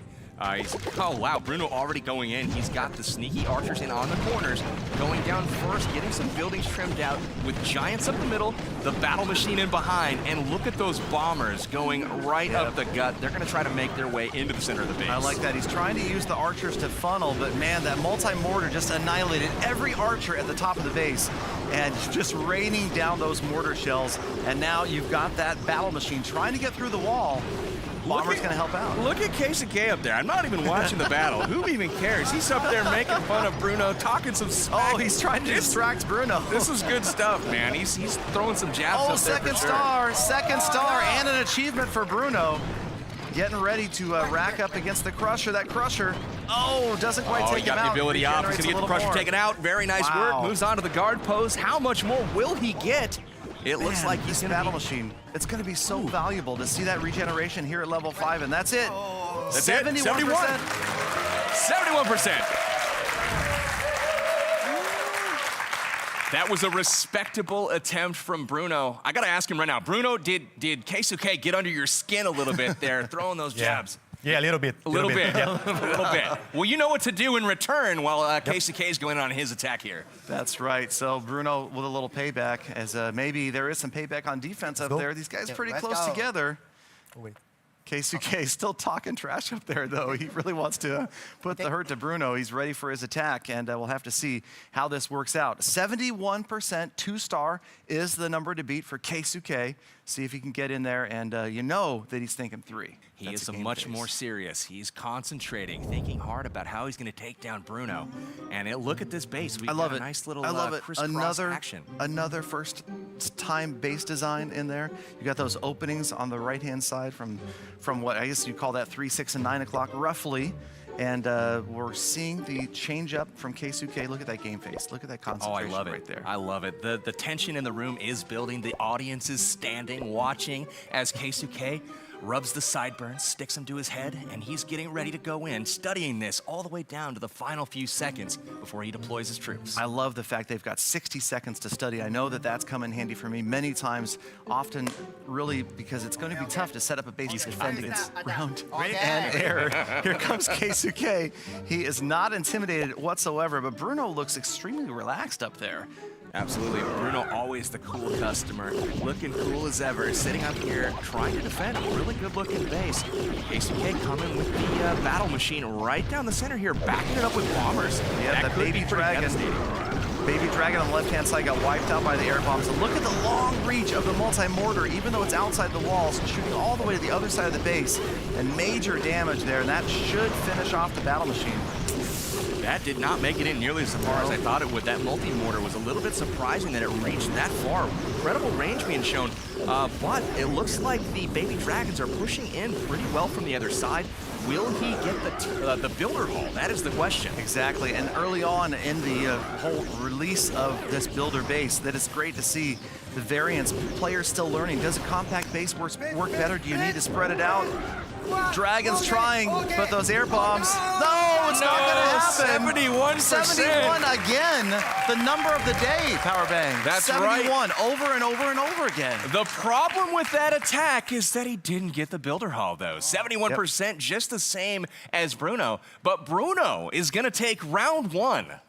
Absolutely. So Bruno with a 1-0 lead, and I've lost track of how many 71% attacks we've seen today. It's for some reason the absolute number that keeps on coming up over and over. But what we're also seeing is skilled attacks. These guys putting these 2 stars usually up in the 70s, 80% range. And it's not going to be easy to put together a 3-star. Obviously, these guys, even early on, putting together some good base designs. Absolutely. I don't know about you guys, but I'm super hyped already, and we are still in the quarterfinals here. Haven't even gotten later into the tournament. Bruno is studying the scene, trying to get his defense set. Keisuke, I believe, is attacking first this round. Yep. And he is going to be going in probably with something very unique. He's sitting there making all kinds of motions and gestures, really thinking hard about what he's going to bring to this attack. He's focused, so he's going to try to come back and see if he can't tie things up here. Bruno with the first one, and he's kind of surprised at what he's seeing. Look at this layout, man. That is one big enclosure, Power Bang. You know, I don't know what Bruno's doing here. It could be a trick. It could be straightforward. We'll have to wait and see. It's a trap. Yeah, it's a trap. We've got the troops being worked on right now by Keisuke. He's got some boxer giants in the lineup. Couples camps full now. He's still got the bombers as well and the baby dragons. Baby dragons have been a favorite so far. But let's see where he hits this base from. Do you have any predictions on where that might be? Well, you know, you have to take a look at your army composition and the layout of specifically, I think, what we were seeing so far. The multi-mortar, the air bombs, and the crusher. Those seem to be the 3 critical defenses in these bases. And I think that that's what a lot of players are basing where they come in after a base. In this case, all 3 of those defenses are there on the right-hand side of the builder's hall. Absolutely. It reminds me of like the traditional base. You're always looking out for those Eagle artilleries and the Infernos and air defenses. And like once you know like that, like where the Archer Queen is, you got a pretty good idea of how you're going to attack the base. Same thing goes here. You're looking for those key objectives on defense, such as the multi-mortar and air bombs. And that crusher, they all seem to be in that same vicinity of the base. Yep. That's probably where he wants to target and get taken care of immediately. And then like we're seeing in the original, you're seeing the funneling happen right here, that same fundamental. So it's cool to see those skills, those strategies translate. Used the baby dragons to funnel those outside structures, get them down, get the units into the middle. And it looks like the builder's hall is going to go down pretty quickly. 39, 40% damage right here, working his way up there. He's got to get to 72% to call the victory here, though. Crusher is going to go down. And this is actually looking pretty good. Oh, really no, key spring trap there, throws his bombers. That is pretty bad. But the last down to an archer tower. The last defense is the archer tower. The dragon just took it out. There's nothing to stop him. This is going to be a 3-star right here, you guys. Let's hear it for Keisuke, wow. bringing home the 3-star.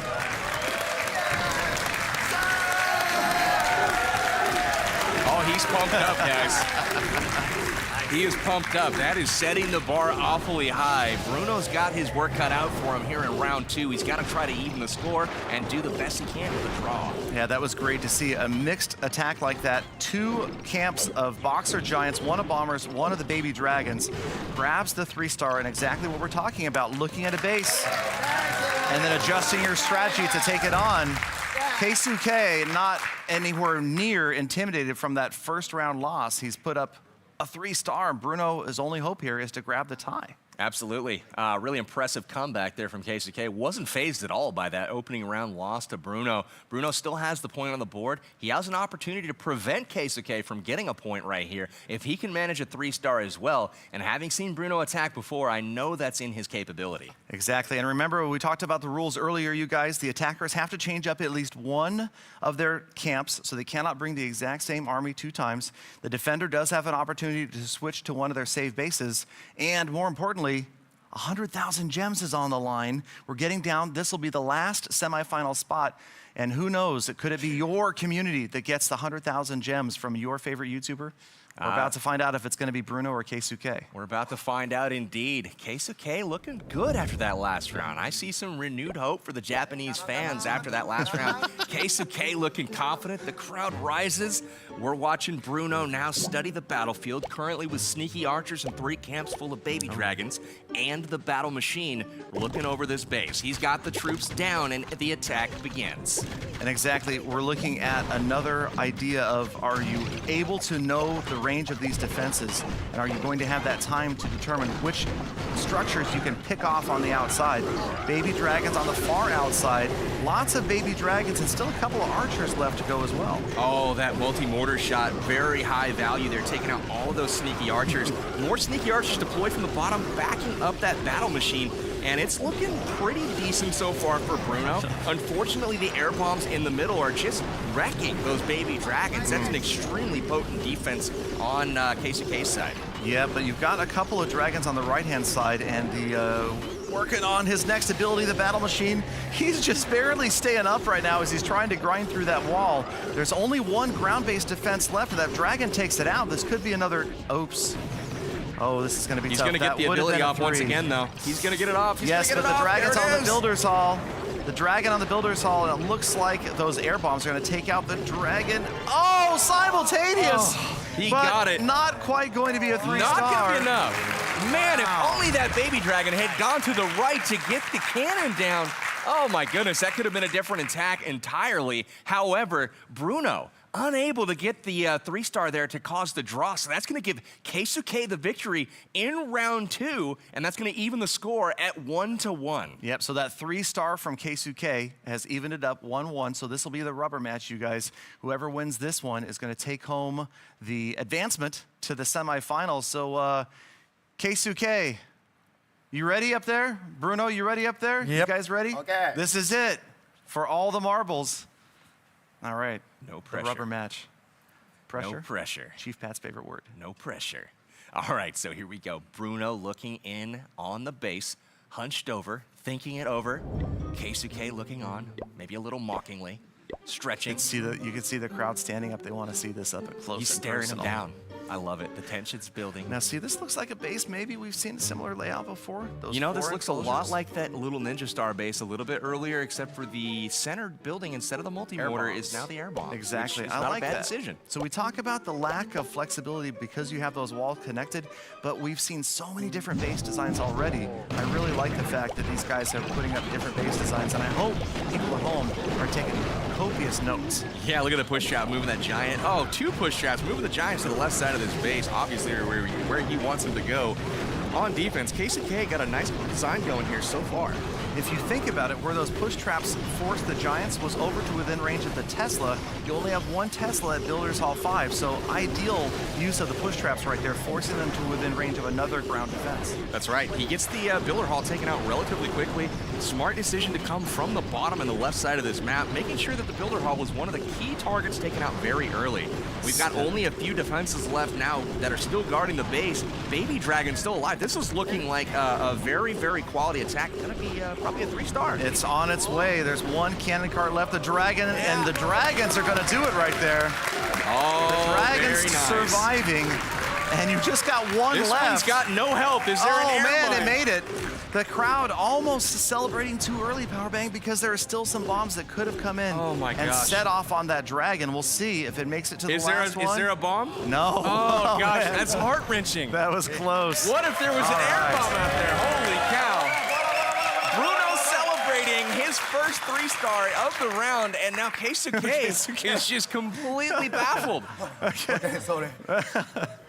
Bruno and Keisuke, my favorite pair up there so far. Those guys are just cracking me up. Oh, this is great This stuff. is tight. This is tight. Another 3-star, and that's what I talked about earlier. Bruno was putting up some serious 3-stars in practice. He brought the heat there Yeah, for sure. And yeah. you know, it looked like it was much more convincing a little bit early on. You know, approaching 85, 90% in that, couple defenses left. But as he took down those final defenses with 2 baby dragons still in the sky, one of them got taken out by a mine. The other one got hit. It had a sliver of health left, and it managed to survive until the end. It needed like one more shot to go down. So Bruno definitely exciting. getting a little bit lucky coming out with a 3 It's there. exciting seeing these smaller base layouts like this. I mean, they're coming down to really, really close battles. I mean, I like the balance right now simply because it's not, you don't see a lot of 3-stars. These guys are working for it, and even when it is a 3, it comes down to one final defense going down, like you said, in the right order. Exactly. You know, this is crazy. Like, the head-to-head aspect of this new update really is exciting. I mean, it's kind of cool to see this head-to-head mode. Real time, head to head. It's Oh, fantastic. I mean, it's great. Yeah. And it's fast. I mean, you've got that 60 seconds. Right now, Keisuke kind of playing with the crowd right now, talking to them about this base. He's seen it before. We've seen this similar base up here in the corner over by the dock. And Bruno hoping that this is going to hold him off and grab him the win and the advancement into the semis. Absolutely. We've seen this base once before, it looks like. And Bruno's going to run it again, and hopefully he has similar success. Keisuke riling everybody up. He's he's going to run down the clock to the very end, but he's got giants, he's got bombers. I like it. Okay, lots of giants going down, all of them right away. Here come the last of the bombers. He's got 2 left, and that is going to be a big push right down the middle right now as they all head towards that builder's hall. Great funneling being done right here. Will the Giants trying bombers to stay decide out of where the to range go. of the defense, though, is the question. Oh, my man! goodness. You lost, it looks like you lost 2 to a spring trap and 2 to a push trap that all it did was force 2 of them further out. And there is the builder's hall. Multi-mortars doing work on the bombers right now. Again, look at the multi-mortar. That is a tough, tough defense. And This there's has a still got a second chance, star. though. I don't know. This has still got a Look chance. at the bombers up there by the clock tower. Where are those multi-mortars going to fall? Uh-oh, there go the bombers at the top. Multi-mortar is going to finish them off. That was tough right there. One last bomber is left, but that multi-mortar, look at the range, Powerbang. Holy cow. Man. All the way across the Annihilation. Oh, no. Man. Keisuke falling a little bit short. Bruno. Securing the victory. Holy cow, the crowd goes wild. Oh no, Keisuke goes down. Bruno advancing for Brazil. Bruno has grabbed the last semi-final slot with some great attacks and even better defending. Really, that multi-mortar, crazy to watch that in action. That is absolutely crazy. The vibe is insane.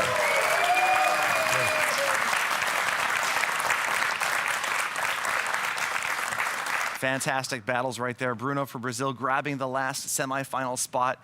And I just tell you, it's still such an education for all of us, I think, because a lot of people, this is the first time they've seen a maxed out Builder Hall 5. And for us, learning the ranges of like that multi-mortar, that thing is shooting all the way across a compact base. It's reminiscent of an Eagle artillery. It can shoot everywhere. But then you've got the Crusher that has the tiniest little range, but you it does better not so get in much it. damage. It's insane. You better not get in that range. It'll put some work on you for sure. The vibe in here, guys, is absolutely electric. Can't believe it's only the quarterfinals. Had some amazing stuff go down in the quarterfinal rounds. Let's take a look at the brackets and see exactly who's moving on to the semifinals. We started out with Chief Pat over Lord Val in the very first quarterfinal round, and then Itsu over Kenneth, advancing Germany to the semifinals. That's right, and in the bottom half of those brackets, we had Alvaro 845 coming out with a close victory over BM with that clutch bomber at the very end. Really, really nice stuff for Alvaro. He moves on. He will face Chief Pat in the semifinals. And on the other side, we had Bruno versus Keisuke in an extremely exciting matchup, coming down to that third round where Bruno got the edge over Keisuke. Bruno will take on Itsu in the semifinal over on the other side of the bracket. Absolutely. Bruno, well done. And, you know, I was talking about your 3 stars earlier in the week, and you came through exactly like I predicted. Grab the 3 stars there. What's going on over there? You got some advanced attacking strategies early on in the development of the builder base. Yeah, actually, the baby dragons are really strong. Keisuke is a really good player. He's a really funny guy, but I just care about like having fun, and I had a lot of fun there, so that's okay for me. Definitely. Always a cool customer over there with one of the most passionate fan bases I've ever seen. Excellent. Well, we had some amazing stuff go down. Can't wait to get into the semifinals. We've got some excellent matchups. Is there one that you're liking more? We've got Chief Pat and Alvaro and Itsu and Bruno. Who do you think's going to put on the better show in that one? I'm really excited about both of these matches. I mean, Chief Pat and Alvaro, those are, I mean, they're 2 of my best friends in the YouTube community. And then you've got over here Itsu, who is just a legendary 3-star attacker, and he's facing Bruno, who, in my mind right now, as far as 3 stars in the builder space, he's killing it. So I'm super excited about both of these semis. Great matchups on both sides for sure. I hear Chief Pat didn't want to play Alvaro or something of that nature. I heard a rumor about that a little too. bit feared by Pat, so that'll definitely be interesting. All right, here we go. It is time for the first semifinal match. Without any further delay, we are going to bring out, representing the United States of America, Chief Pat.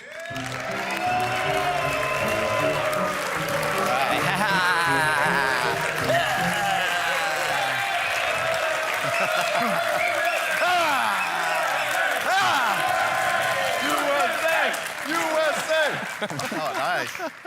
The hype is real. USA chants coming out of the crowd for some reason. Chief Pat getting a grand entrance. Now, we're going to do the same exact thing from Spain. In the semifinalists on the other side, we have Alvaro, 845.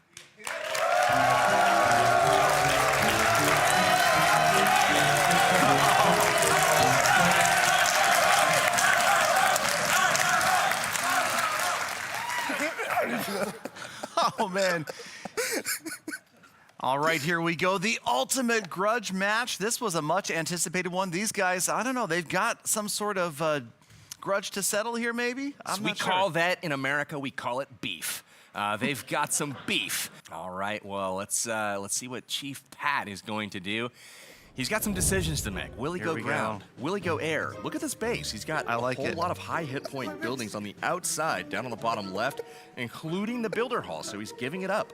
Yeah, interesting. Builder hall, but it's surrounded by the lab and the clock tower, which they're the biggest structures out there. They definitely seem like they would have the most hit points. But that crusher, man, that is a tough one to face. And I cannot wait to see where the push traps are set. Oh, well, okay, we're not going to see push traps in this attack. All air units. It's going to be interesting for sure. Look at the guard post there. That archer sneaking out. Like, they're so sneaky. Right? Sneaky archer sneaking out. And I'm telling you. she does get taken out, but able to do a little bit of damage first on those beta minions. But Chief Pat's now going to be a little bit patient, try to take out some of these buildings before he starts the main attack. Again, yep, he's got 3 minutes, no rush right here. He looks cool and collected. Alvaro as well, confident about this base setup maybe. Barbarians just pacing around, nothing for them to do in this battle, but watch their village get destroyed. That's right, Chief Pat surveying the scene. The barbarians marching around, just waiting to die, basically. And we've got the baby dragons getting ready to be deployed here. Just a little bit of final cleanup from the beta minions, and we've got that battle machine ready to roll as well. I loved it. I love the patience right here. You see both of the archer towers ratcheted down to that shorter range, so Pat able to grab those outer structures there. And now we just have the baby dragon phase. Here we go. Absolutely. You see him kind of keying in on the air bombs in the middle of the base. Those are not the friend of the baby dragons. Gonna be very interested to see if he can get that battle machine in there to do some work before it's taken out by that multi-mortar. Great damage right now. The first star, there's the second star for 50%. But again, especially after what we saw in the quarterfinals, they're gonna have to ramp it up for the semis. And you know that every single attacker is hoping for the 3. Absolutely. So he's already to 60%, has 3 troops left, and now down to 2, now down to 1. One baby dragon. Still got the battle machine nearly full health. Can he tack on some more percentage here? Doesn't look like a 3-star, but he's got to put the pressure on Alvaro here, as Alvaro's sure to bring a great attack. Now let's see, is he within range? Is that multi-mortar going to be able to hit him from there or not? It looks like it's still going to land on him, and that's going to take him out. The multi-mortar right there, and look at that AI related to the Archer Queen. Chief Pat is stunned. He's stunned. He feels that he's been robbed, but in actuality, he wouldn't have gotten any more buildings anyways. Battle machine, obviously trained by the Archer Queen. Absolutely. Fair point there, Galadon. Next up, we've got Alvaro. Alvaro's got to get more than a 75% against Chief Pat in order to secure the round 1 victory. That's a pretty decent score. Scores have all been right around there today, so it's anyone's guess as to who's going to take the round 1 victory here in the semifinals. Exactly. So Alvaro, though, he's shown a lot of skill. Obviously a very skilled attacker in Clash of Clans. We'll see how he puts it to work here in the builder's base. And maybe a familiar-looking base right here from Chief Pat. Chief Alvaro Pat is shocked. Alvaro's completely shocked at Pat's base. Where has he seen this before? Alvaro's giggling. This appears to be an earlier base used by Itsu. Itsu, known as the base building genius in the studio right now. Oh, man. Alvaro, he's got to go up against Itsu's base that Chief Pat has cleverly borrowed, between rounds here. I'm thinking this base might need to be called the Itsu because there it is. Early on, we're already seeing players using other bases that have had some success. Absolutely. Well, Alvaro's got to stop laughing. He's got to start concentrating on the battle and, picking the right troops for the job and then deploying them accordingly to go ahead and get that 3-star that I know he's capable of. Yep, so Boxer, Giants, Bombers, Baby Dragons, and Cannon Carts. So he's switching to Barbarians. Last second switch there to the Raged Barbs, and here we go. All right, time counts down. He's got 3 minutes to get it done. And it begins. The Baby Dragons from the top left. They are in range. Look at the Archer Towers. They've got the range on them. Able to hit the outside of the base from there, albeit a little bit slower rate of fire than those shorter towers. Good point. Yep, they're both set to that longer range, and that's going to put the hurt to those Baby Dragons, but they look like they're not going to get the Crusher down, and that is an important short right there on this attack. The Crusher is still up for now, and he has no more ranged units other than, okay, well, he's got a lot of ranged units left. The Cannon Cart and the Bombers, but we'll see what happens right here. If that Cannon Cart can finish off the Crusher in one shot. No, there was a little more health left. Cannon Cart is going to go down, but so does the Crusher. That's all right. If I close my eyes, there are no more ranged units. Okay, there you go. We've got the Cannon Carts rolling down the side, and we've got those enraged Barbarians, man. Look at them go on the builder hall there. We've got one troop kind of luring them away. Look at the battle machine. That might have actually helped him out. Able to use the ability transitions to the builder hall, gets it taken care of, That's and he is one going star. to Here comes the second star. But look at that. 75% the mark to pass, and right now we're only at 59, and that is it for the Cannon Cart. It's just burning down to the ground. All right. Bomber takes a ride to finish off the base. Chief Pat able to come out on top of Alvaro there. And again, different than what we're seeing in game right now because these guys are able to see what their opponent puts up on the board.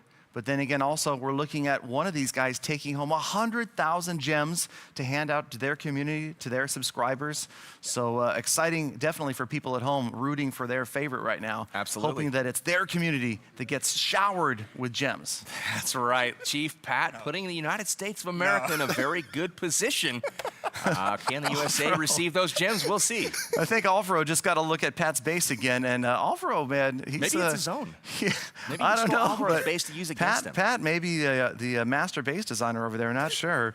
As Alvaro just can't stop laughing. I'm guessing that maybe we're seeing something that's almost identical. What do you know? It's just moved. So Pat using the old geography trick, moving the base up towards the dock again.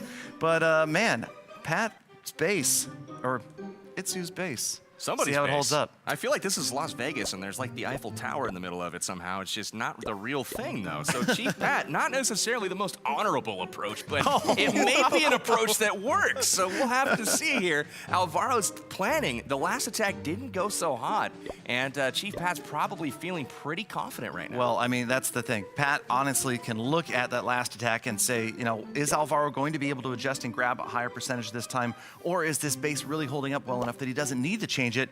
We know the answer. Now the answer is going to have to come from Alvaro. Can he alter his strategy and grab more percentages this time? I like the adjustments he made with the beta minions up on the top left. The last time he had the baby dragons up there, and unfortunately they remained too close together and they lost their rage, so they got taken out awfully quickly for the amount of value that he put down on the field.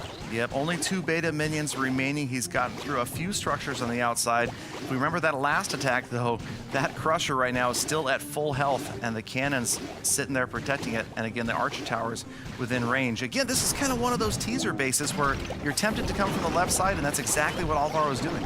Yeah, it looks like he's got the bombers in now behind the tanking troops here. And the Crusher is down. Nice. Things looking pretty good, so Alvaro making good adjustments so far. Yep, he's got the full health battle machine in there right now with the ability ticking around. Multi-mortar locked onto the cannon carts there, and that is not good news for Alvaro. Both the cannon carts now burning down slowly. They might get a couple more shots off. Well, look at the multi-mortar just raining down, man. That is a tough, tough defense. Obviously, we're seeing it centered a lot like we see protection of the Eagle artillery back at home. The multi-mortar just devastating the ground. Multi-mortar taking out the bomber as well. Oh, is he gonna get the ability off? Yes, he does, and he gets the builder hull. He grabs 2 stars. Securing the 2-star there. Man, that ability was worth the 2-star at the very end. He didn't have the percentage, he didn't have the builder hall secured, and the fact that he got that off at the last second was worth the 2-star, and now the pressure is on Pat to perform. Yep, exactly. 2 stars, 1 unit right there. That was amazing, grabbing that builder's hall at the last second. So we'll see right now. Again, Pat won the first round, so he's ahead 1-0. So Alvaro putting up a 52% 2-star for that first attack. Pat, got to beat that, got to get the builder's hall and more than 52%, and he advances to the finals. It's crazy. So Pat's studying. I'm really curious to see if he's brought an army that we've seen before today. But I would imagine it's harder to mix that up. But here we go, surveying the battlefield. Yeah. Alvaro's got a base that looks like it's gone to the corner as well, using the same tactics of having the clock tower and the builder hall that and is all a those trio. high hit points. Yeah, they're all right there once again. Nice little strategy right there that we might see a name for someday, to have those 3 big structures together. Chief Pat, knowing that he just needs a 53% 2-star, I wonder if he's feeling the pressure. Well, he's got to get the stars, but I think the percentage is definitely manageable. All of the high-value defenses again towards the center of this base. First star like that, and then maybe one of the first structures down.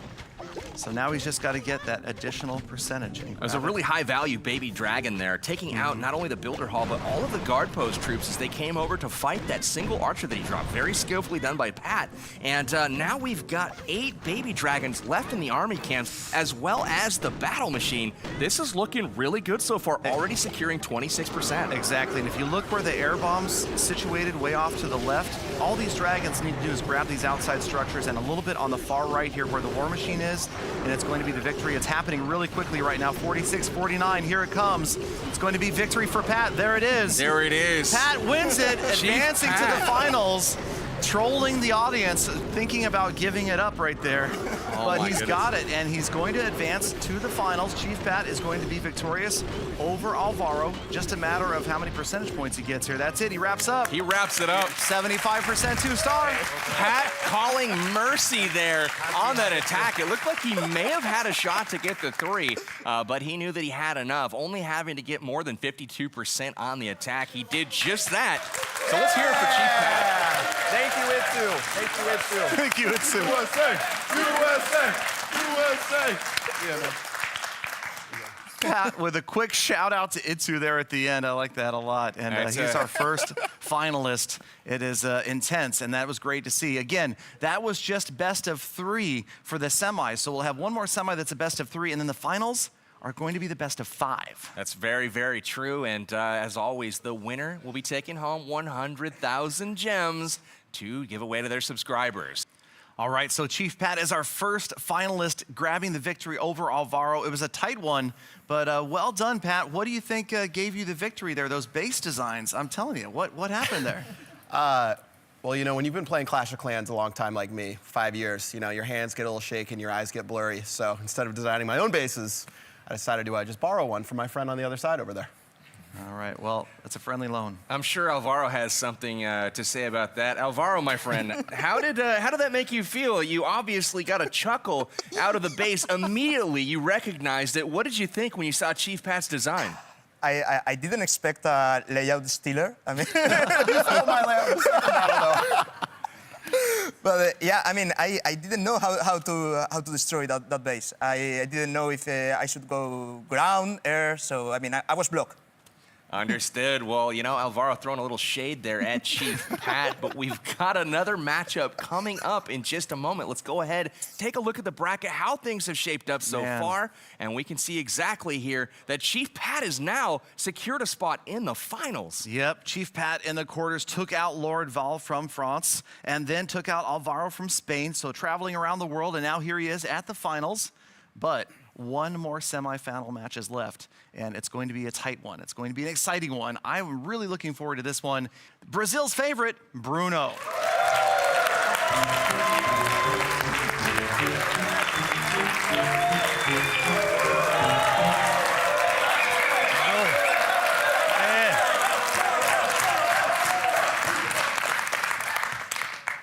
After an amazing performance by Bruno in the first round, he is definitely looked at as one of the favorites to move on to the finals. But first, he is going to have to make it through one of the 3-star specialists we have here in this competition. In the semifinals from Germany, we have Itsu.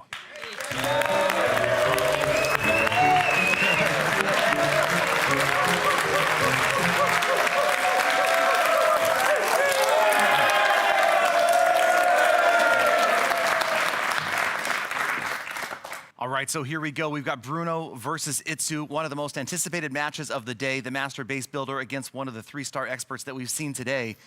Do you have a favorite right now, Powerbang? I'm thinking Itsu has got the favorite right now from me. I mean, I think he's going to steal one of Chief Pat's bases to use here in this semifinal matchup. So well, here we go. He's got a fierce base. I didn't see this one in Pat's arsenal, so we've got an original base here from Itsu. Yep, so Bruno up first on the attack, and you can see he's taking a look at this base. Again, so much different than we've ever seen from Clash of Clans. The ability to look at a base, break it down, and change your army composition based upon what you've seen. I think this is such a cool wrinkle in the game. It adds so much more. The extra 30 seconds, just critical to have that full minute to think about what you want to do. I can't tell you how many times I have been out farming and I've come across a base that is perfectly set up for the army that I just used 2 minutes ago. And now I can switch it out and actually do a wonderful job hitting the base. So here they come. Going in. He's got the war machine or the battle machine already on the field. The Giants, the Boxer Giants moving in through that opening that the Bombers created. But look at, again, the splash damage from the multi-mortar just about took out all the Bombers and the cannon cart at the bottom. That was the fastest I think I've seen a battle machine go down in this tournament so far. It is gone before you know it, and now the Giants go to the Crusher, and they are getting crushed. Watch these Bombers, though. The Bombers on the Builder's Hall right here. Look how fast that Builder's Hall is going to go down. It's gone. Just like that, 2 stars. Bombers putting out so much damage. Got there, didn't get taken down by the multi-mortars. Doesn't look like a 3-star, but a solid 2-star. The Bomber at the top of the screen, working on walls. Hey, you got to do what you got to do. That Bomber. There he goes.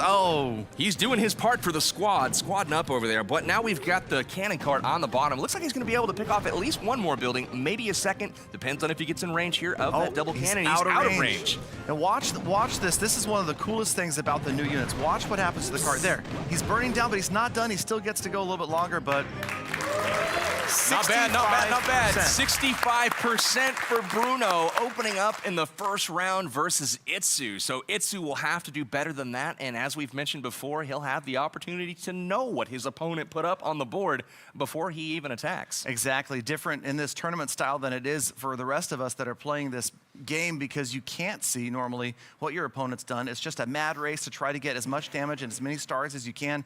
These guys enabling the fact that they can see their opponent's attack, they can change. Do I want to go for percentage? Do I need to go for 2 stars?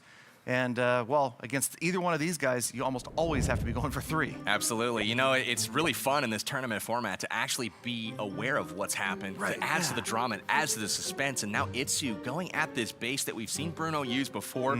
Definitely an opportunity so far for Itsu to at least be familiar with it from watching someone else attack it. And it looks like he's got baby dragons and the cannon cart cooked right now, and that's what he's going to stick with. Yep. And if anybody is an expert at studying previous attacks, scout attacks, you might say, and then altering strategies and trying to increase percentage, it would be Itsu. And sure enough, in come the baby dragons, the cannon carts at the top of the screen, in behind. But look at that tanking of the battle machine, not working out ideally as the cannon cannon carts are taking some damage from the multi-mortar. Here comes the guard post troops. Oh, the multi-mortar locks onto the cannon carts. One of them goes down, burning to a crisp at the moment. Oh, but look and at the this. other one is targeted as well. Nope. Gotta Oh, go to no. The, oh, man. Not able to get there, trying to get through the air bombs. You could see the strategy there. Itsu with a kill squad trying to get in after he does get it. He does get the air bombs. And his kill squad obviously hoping for that, probably number one, and then maybe one of the firecrackers. Oh, look at it. Is he going to get the ability off again? Not quite. He does lose his hero, unfortunately, but that air bomb defense in the middle of the base was taken out. He's trying to chip away at this. Got and to get that very builder's little hall. left to target the baby dragons. It looks like only the Tesla and the firecrackers. He's got 6 baby dragons He's got left. the percentage, but he doesn't have the builder's hall left. If that baby dragon goes off he's on got the this. left, here comes another one, and he's still got another he hasn't deployed yet. I think this he's is got solid. This Look on. at He's Itsu got go. one more troop. As soon as the baby dragon, this is oh, looking really bomb good. over there. Yep, there This you is go. looking Here really goes your good. builder's This is hall. going to be a 3. I love it. Firecracker again. That's no air defense. He's waiting to see if that baby dragon Is gets Itsu done. about He to can. swag a baby dragon? There it is. He's swagging, ladies and gentlemen. Not even dropping the baby dragon. there it Puts it up at comes. the top of the screen. Itsu getting it done in round 1 of the semifinal. Pulling one over on Bruno there. He's going to get the 3-star. Hey, he's getting the crowd riled up.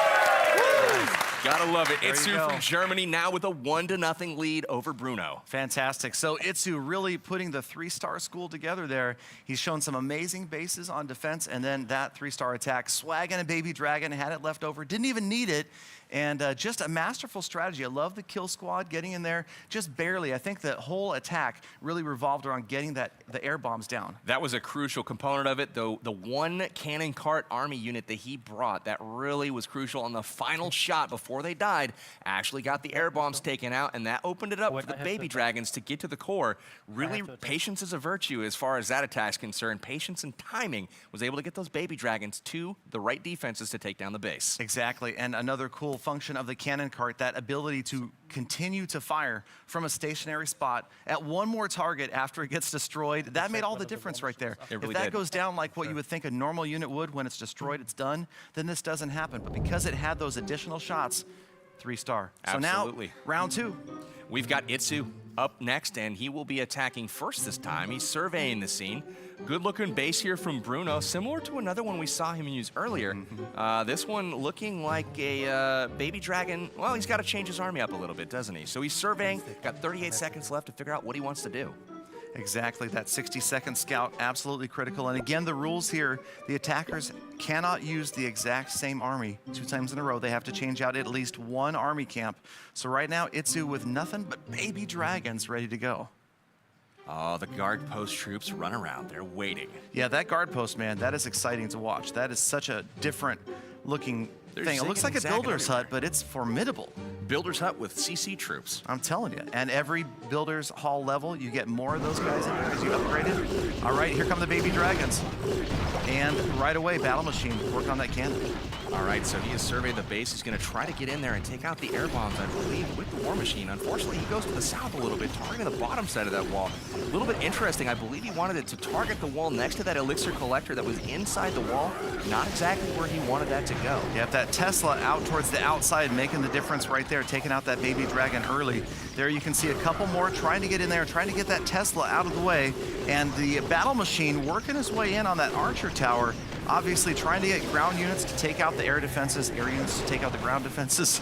And that crusher, man, oh, I love that thing. That is such a cool animation to watch it shake the ground like that. This battle machine is in great position right now. All he has to do is be patient. The battle machine should work its way through the wall, has the ability, gonna get a couple shots in here, get through the wall. It's gonna be locked on to that air bomb shortly after he makes it through. Can he take it down before the multi-mortar takes him out? That's the question. It's a matter of getting that ability to recharge. Here he is on the air bombs. Recharging gets there. And he just does barely get it. gets it off. He does get it. I just love It's- that ability right there. So cool. He's looking like pretty good right now. 5 baby man. dragons left up, and really nothing but that archer tower and a couple firecrackers. Look at to try this to prevent again. him Look from at the three. look at the battle machine. Look at it's practically back up to half health right now.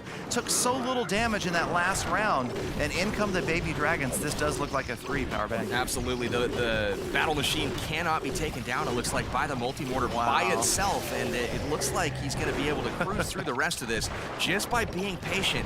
Once he gets in to take out that archer tower, the rest of Baby Dragons, is he going to swag again? There it is. There it is, another swag. Another swag drag. Another swag drag. The Itsu swag drag, as this one's going to round through the base and get rid of those last 3 structures. And man, it's just exciting stuff to watch. I really like pointing out the barracks and the look of the cannon that's sticking out of the barracks, obviously unlocking cannon carts. That's right, you got to have the cannon carts come from somewhere, and obviously it's from the roof of the barracks. Right, yeah, they roll off. Yes, okay. It makes sense. There you go. It's 3 stars. Getting it done. Now that is a lot of pressure now for Bruno, seeing 2 attacks so dominant by Itsu. I mean, in the last few minutes, we've seen a 6-pack from Itsu right there. Absolutely. So 6 stars put up on the board in the last 2 attacks from Itsu. And again, Bruno's only choice is to try to tie, to push this on with a tie by grabbing a 3-star himself. But if anybody has done it earlier today, Bruno put up some serious 3 stars earlier. Exactly. I know he is all about having fun, so I don't know if he's feeling any pressure, even though his back is against the wall. He's gotta have something up his sleeve here for Itsu's base. We'll see what Itsu's gonna run out to try to stop Bruno from taking him down in this round 2 action. And that's the thing. Both of these players are well known already for 3-star attacks, but Itsu, puts up the Itsu base, and this could be tough. Okay, oh, wow. Chief Pat apparently just informed me he's trademarked the name of this base, and we'll have to look for the lawsuit that ensues over that one. But no, so Itsu's fantastic looking base right here that has done so well. Very cool to watch because Itsu has, like we said, not only the 3-star attacking skills, but some pretty incredible base building skills. That's right. It's cool to see all the options that you can do with the minimal amount of buildings and walls that you have available at Hall 5, but still plenty of options, and we've seen a lot of really varied attack styles and defense styles in today's action so far. Again, we've got a Baby Dragon heavy attack composition here from Bruno. Starts out with the cannon carts, and again, cannon carts and battle machine seem to be a pretty popular combination to try to take out those air bombs and the firecrackers. Exactly, and if you look at this base and where that cannon cart is, it is this time out of range of the multi-mortar until now. You can see it rotate around. Cool animation. I never noticed before the way that the multi-mortar rotates like that, and now you can see it's aiming over at the battle machine and the remaining cannon cart. Absolutely, it's locked on now, and it's a little bit imposing, intimidating, if you will. Once it turns and locks on, you know you're in for a rough day. There it is, the cannon cart gets taken down. It is fizzling, but as always, it's got those few extra shots, able to take out the defense building, and the battle machine presses on. Yep, and here you go. Notice the Baby Dragon dropped really carefully, went right after the Archer Tower first. And there's only one defense left that can stop that Baby Dragon. It's the firecrackers. Yeah, I don't know if he's gonna get to it in time though. Bruno, his hopes come down to this. Probably some air traps in the battle. Oh, and he concedes. All right. So that's it, you guys. We have our first finalist.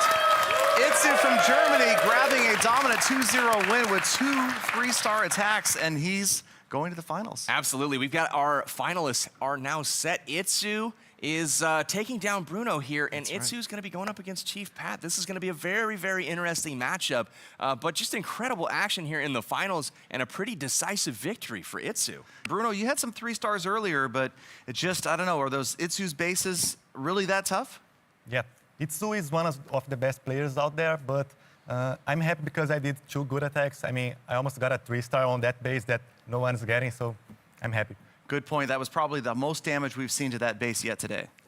That's right. Let's go ahead and talk to our finalist over on the other side. We have Itsu securing the victory over Bruno with 2 convincing attacks.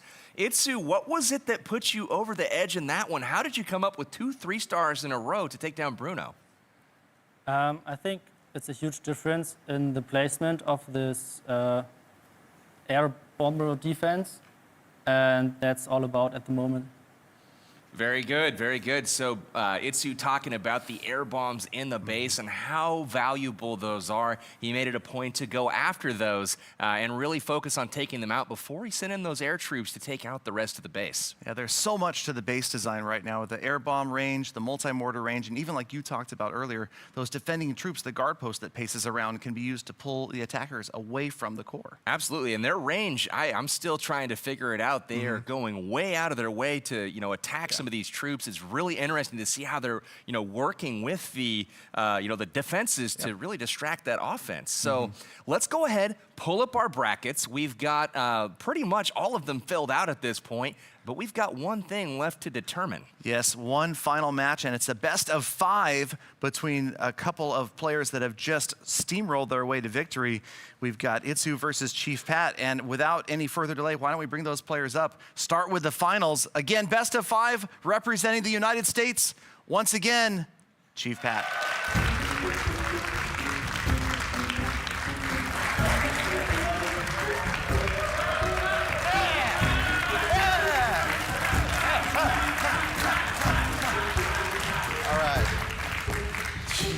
All right, we've been introduced to the Chief. His sneaky base borrowing tactics may not work against our next finalist. We've got Itsu of Germany.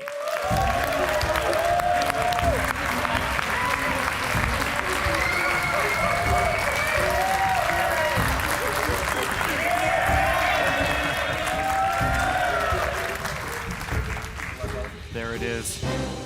Our finalists shake hands, facing off. Best of 5 for 100,000 gems. That's right, this is it. So those of you based out of Germany, those of you based out of the United States, and any fans across the world following these two YouTubers. Or future subscribers. Yeah, you might click the button now. You might have a chance to win a share of that pot. So this is looking like a pretty fierce showdown. Oh, yeah. Chief Pat is on the attack right here. It looks like he's found Itsu's base, and he's going to have 60 seconds to scout things out and take a look at what he's up against and change his army if he wants. This is his chance to set the tone for the finals. Round 1, the first attacker, Chief Pat, planning his attack. He's got 40 seconds. The crowd is standing, and it looks like there's a lot of tension building in the room. Itsu's got a great base that he's trying to defend with here against Chief Pat. We have seen it before. Was Pat paying attention? That's the question. I like the layout. You definitely are not giving up the Builder's Hall with this one. It's near the core. Obviously, right there, the multi-mortar as well, protected by the double cannons and the crusher.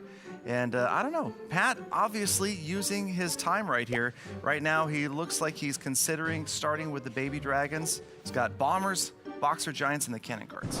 Absolutely, and the troops are on the field. Starts out with the baby dragon, curiously in range of that firecracker. Although the firecracker doesn't do a ton of damage, it is doing damage. So he's taking down that baby dragon pretty quickly. Yeah, exactly, and the baby dragon has gotten through a couple of structures right here, but Pat's got to be thinking, even from early on right now, it's best of 5.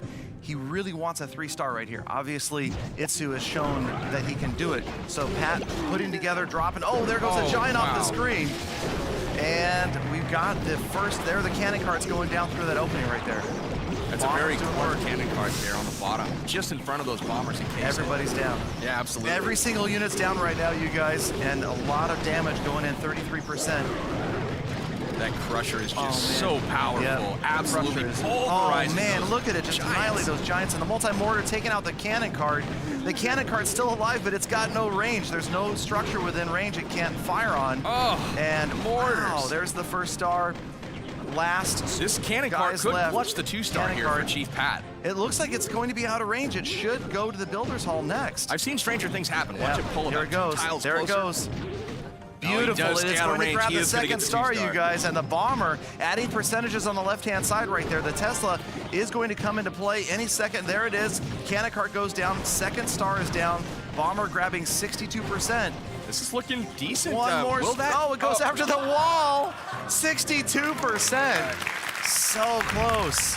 Just when we thought he had an opportunity to maybe get another building, that bomber was like, listen, I'm going to take down that wall because What it's was super that? crucial to the attack. No, yeah, exactly. And the walls not adding percentages, and those guys, those bombers, man, I don't know. Hey, you know all what? over the place. Love them or hate them. They do a lot of damage. You just don't know where they're going to do it. I still love them. Absolutely. Splash damage is huge. And even the air bombs, that was what I found the most crazy, was how much damage they do if those baby dragons group up. A whole pack of them can be taken out by the air bombs. Yeah. So the first half of round one of the finals is done. Chief Pat throwing up a 62%. That doesn't sound like it's going to be enough to take down Itsu, but will Chief Pat run one of Itsu's bases against him? Exactly. Doesn't look like it. No, We'll see it if looks Itsu like can do there's a good job on change this up. one. Here comes the base, and Itsu already studying Pat, using that geography location, moving his base around, hoping to throw Itsu off. But man, Itsu really closely. Look at the intensity on his face as he studies this base, breaking down the placement of every defense, every structure, focusing just on 63% 2 stars. All he needs to grab that first victory of 5, best of 5, to grab the 100,000 gems. Such a cool environment to clash in. You guys saw that aerial shot at home. I mean, I like to stand on an island with moats surrounding me There and you go. fires and all kinds of stuff. That's how I clash at home, obviously. All right, so we've got 12 baby dragons right now, nothing but air units. So Itsu using this attack, and remember, he's going to have to change it up in the future. This may be the strongest for this base, but you can see again also the battle machine doing a great job at the top, and a lot of baby dragons left to come down. That's right. You see that baby dragon peeling off the archer tower from the battle machine. Battle machine continuing to walk around the outside of the base. Push trap activated, but doesn't gonna do work. anything to the battle machine. He continues on. This is looking pretty good so goes far. the Silder's Hall, 7 first baby star. dragons in the army camp. Yeah, that's a lot of baby dragons left, but again, all those air defending structures in the center, including the Tesla that's working on that battle machine right now, 39%. It's got a ways to go, but maybe out to the right-hand side, some structures that'll be easy for a single baby dragon to take down. That guard post going down was huge. Now he can directly target the air The ability. bombs if he Oh, we needs to. can't get the ability in for the battle machine in time. Oh man, This that is is such getting a awfully huge close. difference right there. 5 left. It looks like he's 59. going to abandon the 3-star attempt and go for the Yeah. percentage victory. Just needs 2 more structures taken down. There's the tie. Yep. Here comes the win. 4 baby dragons still left in the camps. Not going to be able to get the 3-star, it looks like. Maybe, though. Who knows? Itsu's pretty crazy. But he's going to It's secure going to be the first round victory. Yep, so Itsu with the first round, but again, you guys, the first player to win 3 matches, not just 2 this round. So it's 3 of 5 in this, the finals, to take home the 100,000 gems. Pat not too happy about not taking out that first round, but you know what? We've got a ways to go. Itsu still looks focused. 78% for Itsu. The German fans rejoicing right now as Itsu gets the first round victory over Chief Pat. So there's going to some adjustments need to be made here from Pat on the attack in this next round. Pat looking relaxed, and Itsu smiling as he's getting in there, and we'll have this attack start any moment.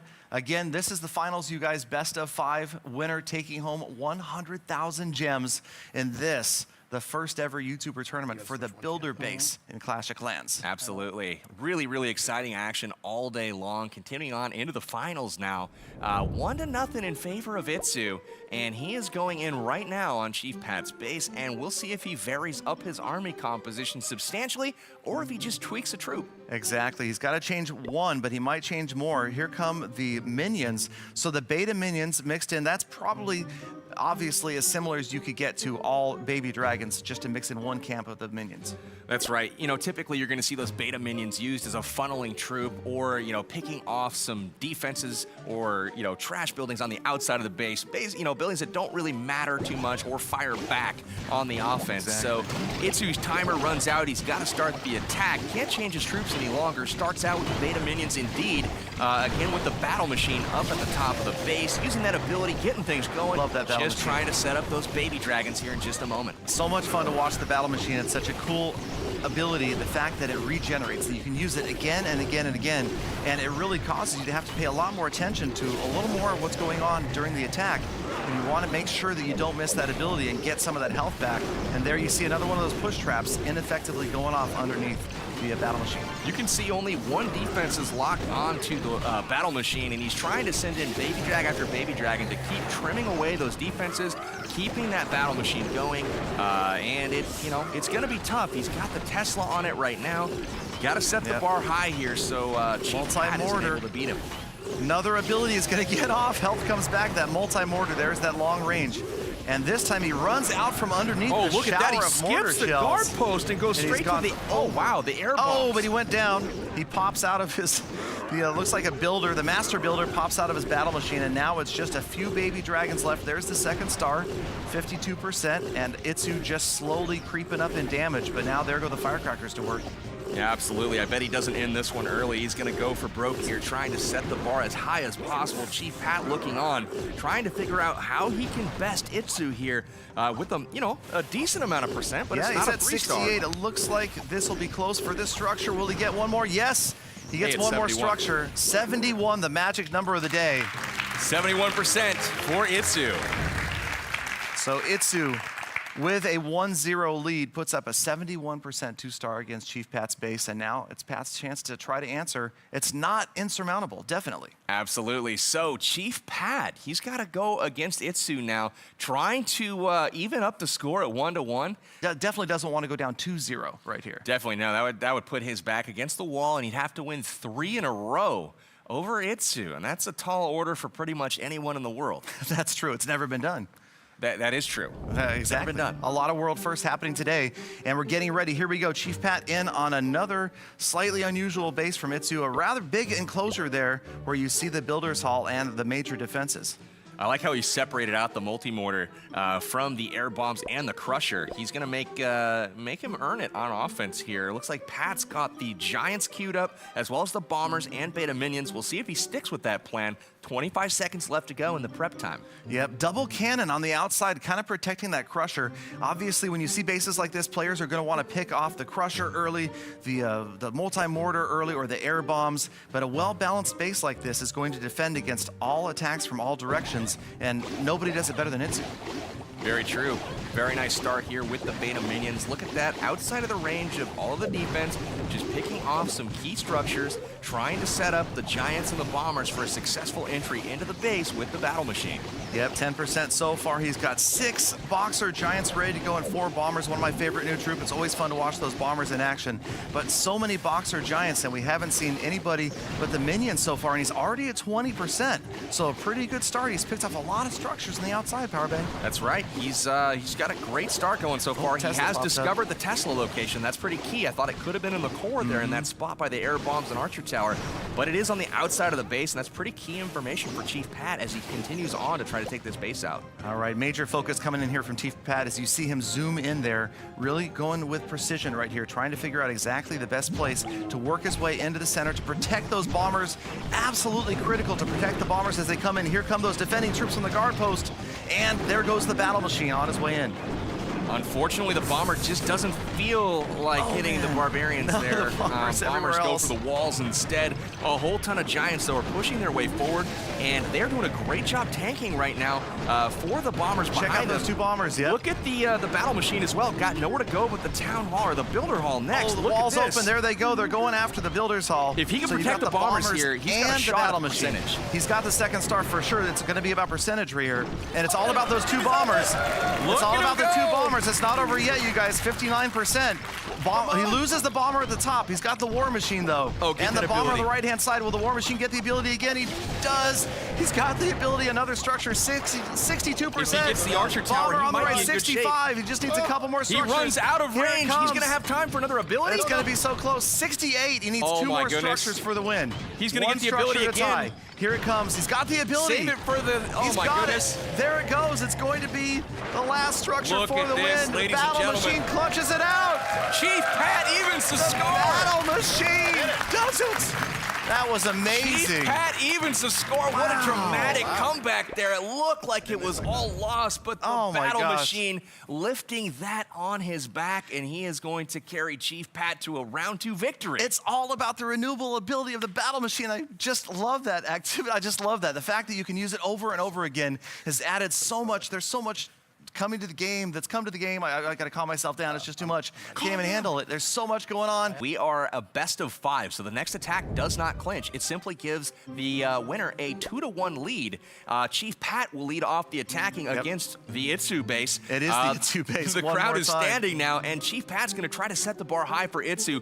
Itsu, no doubt, is disappointed by not winning round 2 in such a close fashion there, but Chief Pat is going to be looking to modify his army and come in and do the best he can on this base to start round 3. Yep, 5 seconds left. He's got to switch his armies up and make sure he has something different. He dropped in archers. So 6 of the Boxer Giants, 4 bombers, and also half a dozen sneaky archers to try to get the job done. Pat's got to put some good numbers up here because you know Itsu is ready to come back. You know, one thing I saw earlier on, I can't remember who it was that hit this base, but they came at it from the side, and it seemed to be pretty successful. Everyone since has tried to go the symmetrical route, coming either from the top left or bottom right, and it hasn't gone so well. Yeah, it might have been Bruno that put up that really solid attack earlier we saw.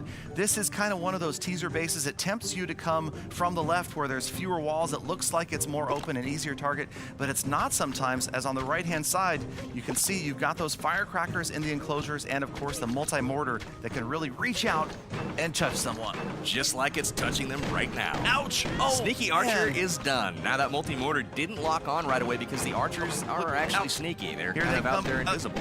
Oh, man. So Archers Look at the getting range destroyed right now. by the multi-mortar, but they're still doing damage, trimming the buildings on the outside here. Chief Pat trying to funnel his troops to the core where they're ultimately going to have their way with that builder hall. Yeah, but you see the guard post units coming out and finishing off those archers. And now we've got the battle machine in there facing off with the guard post units, and the multi-mortar still just showering stone all over the place. I like how we take the guard post units with the battle machine because you can use the ability to regenerate health while the Giants cannot. So the Giants will head into this base with full health, while the battle machine will replenish their health behind the Giants, and ultimately everything's going to be looking pretty good as they head to the core of this base. That's going to be a great move. That's going to be a pivotal strategy, I think, as this game continues to progress, is where you use your battle machine and taking advantage of as many charges of that ability as possible. He's going to hit the second star here right on the builder's hall at the same time. Bombers on the right, This tanked is by that shaping giant. up really good. This is Look shaping at up Pat really go. good. And you can see him up there. He's happy about the progress right Look at the now. He's bombers locked celebrating onto a the bit. archer tower on the right side. That Will it could go be down it. while the Giant's still alive? Oh, the Giant went down, but the bomber is going to finish. No, Whoa, he doesn't get the whoa! archer tower. The bomber, that Pat last bomber on the Rob. right couldn't do it. You got one bomber at the bottom of the screen. He's going to worry about that wall first. And this last tiny bit of wall, that's critical. Oh, There you yeah, go. yeah, Come on. that's key. There, yeah, make your, That is key. Oh, okay. All right, but he's not done yet. Pat's going to cross 70% with this one right here. 71%. So here it comes, another 70. Wait, what just happened? Oh, he killed the building 75. behind it. Is that was that splash damage? Yeah, he splashed the building was behind amazing. that one. Wow, what a range on the bomber. Wow. 75% for Chief Pat. Not a bad score there at all. It's really funny. The bombers, like we said earlier, indiscriminately throwing their bombs everywhere around the base. You know, if they were a traditional troop that targeted the buildings rather than the Exactly. walls, that could have easily been a 3-star. And now it's up to Itsu to try to answer. And he's going to be studying the field here for sure. It looks like he's getting ready to go in on Chief Pat's base. He's got a attack starting in 48 seconds. And now it's time to modify the army camps to figure out what type of troops he wants to take to battle. Exactly. I believe Itsu used all dragons last attack. I don't know. There's so many attacks running together now. I'm starting to lose track. But Itsu's got all dragons up this time. So those guys know what they used last time. And obviously Itsu maybe had beta minions last Beta time. minions in one of the So slots. now we've got just 12 dragons. And you see the battle machine going to work on the top left there on the clock tower. I like how he's approaching this base. He's trying to get the battle machine to go inside, and then once he gets inside and can target those air bombs, then he can be a little bit patient with the number of baby dragons that he has left. He's got 9 remaining. It's all about keeping that battle machine alive right now and getting it to go the direction that he wants to. You can see it Exactly. going through the wall here for the cannon. See how this thing develops. Yep, the Dragon's doing a great job of funneling, just like you said, getting that battle machine to focus on the wall. But the battle machine by himself takes a long time to get through walls. And one of the guard post barbarians came out, and now the battle machine, because that enclosure got cleared out. He's redirected where he's gone. That's right. The baby dragon over there actually did him a favor, got him around to a wall where he didn't have to be through 2 sets in order to get into the next compartment. Battle Machine retargets, goes through the wall, uses the ability, obviously hits a lot stronger inside of that ability, and he's able to get in. Exactly, trying to regenerate that health. Only 3 baby dragons yet to be deployed, but a 62% 2-star right now. He's on his way. It's going to be close, but lots of baby dragon power on the right-hand side, and that's going to be key. He got the air bombs, guys. Now he can directly target the firecrackers in 2 different locations and directly target the archer towers. This could be interesting to see how this develops. There's the tie. It's going to be close. One more structure and it's all over, and it looks like it's going to be the firecrackers on the left. There it is, Itsu taking a second win and advancing in this finals 2 wins to 1 over Chief Pat.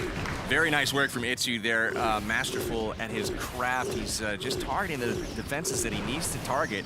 Finishing up on this one, this was awfully close to a 3-star again. Had he had one more baby dragon, he would have gotten a 3-star. That single firecracker right in the middle, the only thing that kept him from grabbing every single remaining structure.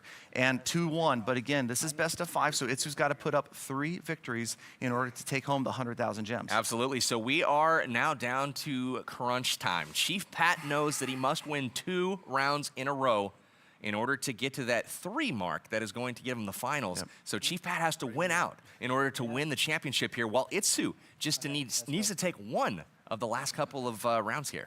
Exactly, and again, it's so cool to see this real-time strategy where it works out that there's so much based upon defense and attack. You've got to be able to do both well to be a top player, because you've got to be able to defend against your opponent's attacks and put together solid attacks, adjust on the fly to bases, and Itsu may be seeing a base that he's seen before. Absolutely. This is kind of what I was waiting for. This is the climax here of the finals. Itsu taking on his own base, or as Chief Pat would say, the base that Itsu borrowed from Pat, who borrowed from Itsu. I'm not really sure how that works out, but yeah, it's going to be a challenge here for sure. Hitting his own base, which has obviously proved to be very tough to take down Exactly. this tournament. Super strong base early in this setup of the Builders base from Clash of Clans, and there goes the Battle Machine on its way. The cannons working hard in behind, and this time you can see the multi-mortar way over there on the left. It's going to be out of range of these ground units, so they're going to have a lot of work done, and hopefully Itsu's going to try to get in and get the firecrackers and the air bombs right there. It swiveled for just a moment. Did you see that? The multi-mortar swiveled. Thought it was going to fire. Uh-oh, look at the cannons. The cannons have wandered around the corner. Smart baby dragon there to redirect those cannons. He really wanted them to go to the air it might bombs. be too late. It's going to be too late for the cannons to come back and get... Nope. But one's... Oh, where are they He's going? going to come back. Why not? What? Oh, one gets flung over to the left. He's got to try to get those air bombs down. That is the key right there. Look at the cannon. Look at that. Oh my gosh, the cannon came all the way around, back in support of the Battle Machine. Battle Machine's ability coming back up one more time. Air bombs starting to launch, but guess who's gone? Air bombs are out of it. Air bomb is gone, and that is an absolutely critical building to go down. And just in time, the Battle Machine does get taken out of the fray here. Another Battle Machine that suffered the push trap earlier in the raid is now locked onto the Builder Hall, and he's going to secure the star there.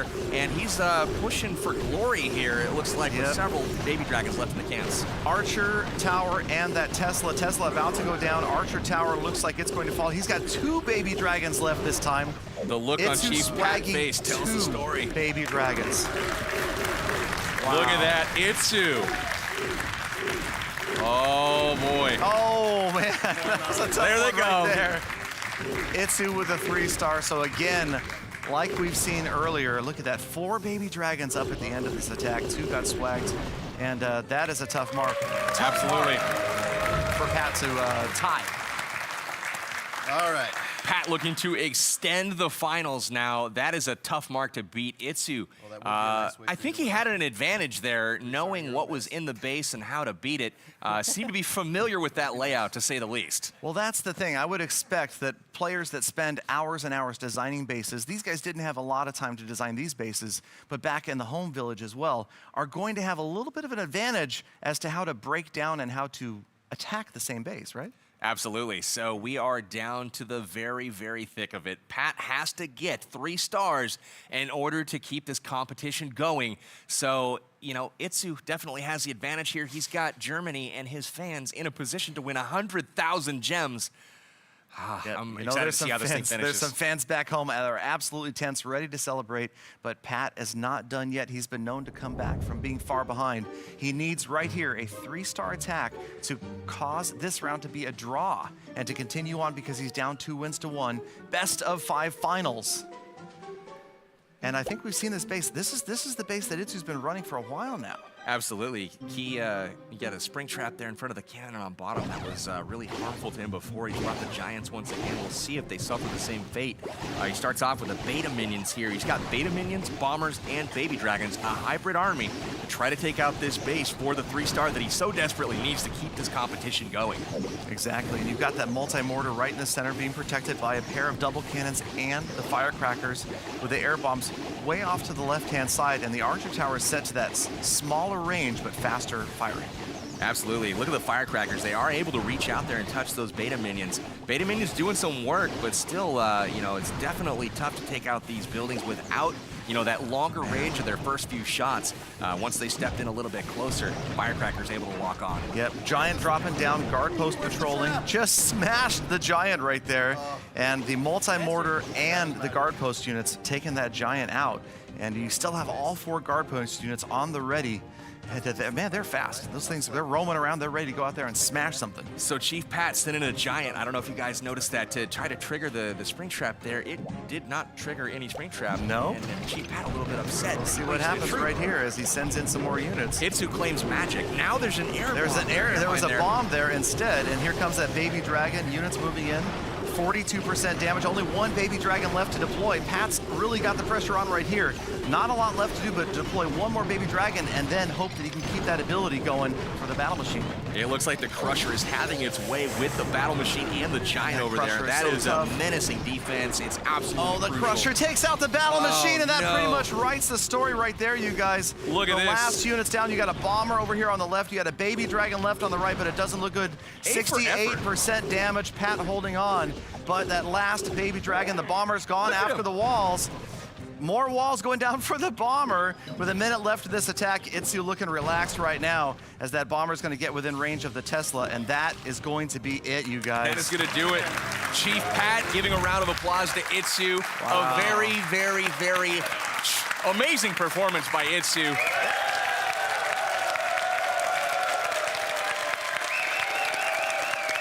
All right. There we go. Congratulations to our winner of the Clash of Clans Builder-based YouTuber tournament, Itsu from Germany. Here you are, sir. 100,000 gems to take home for your community.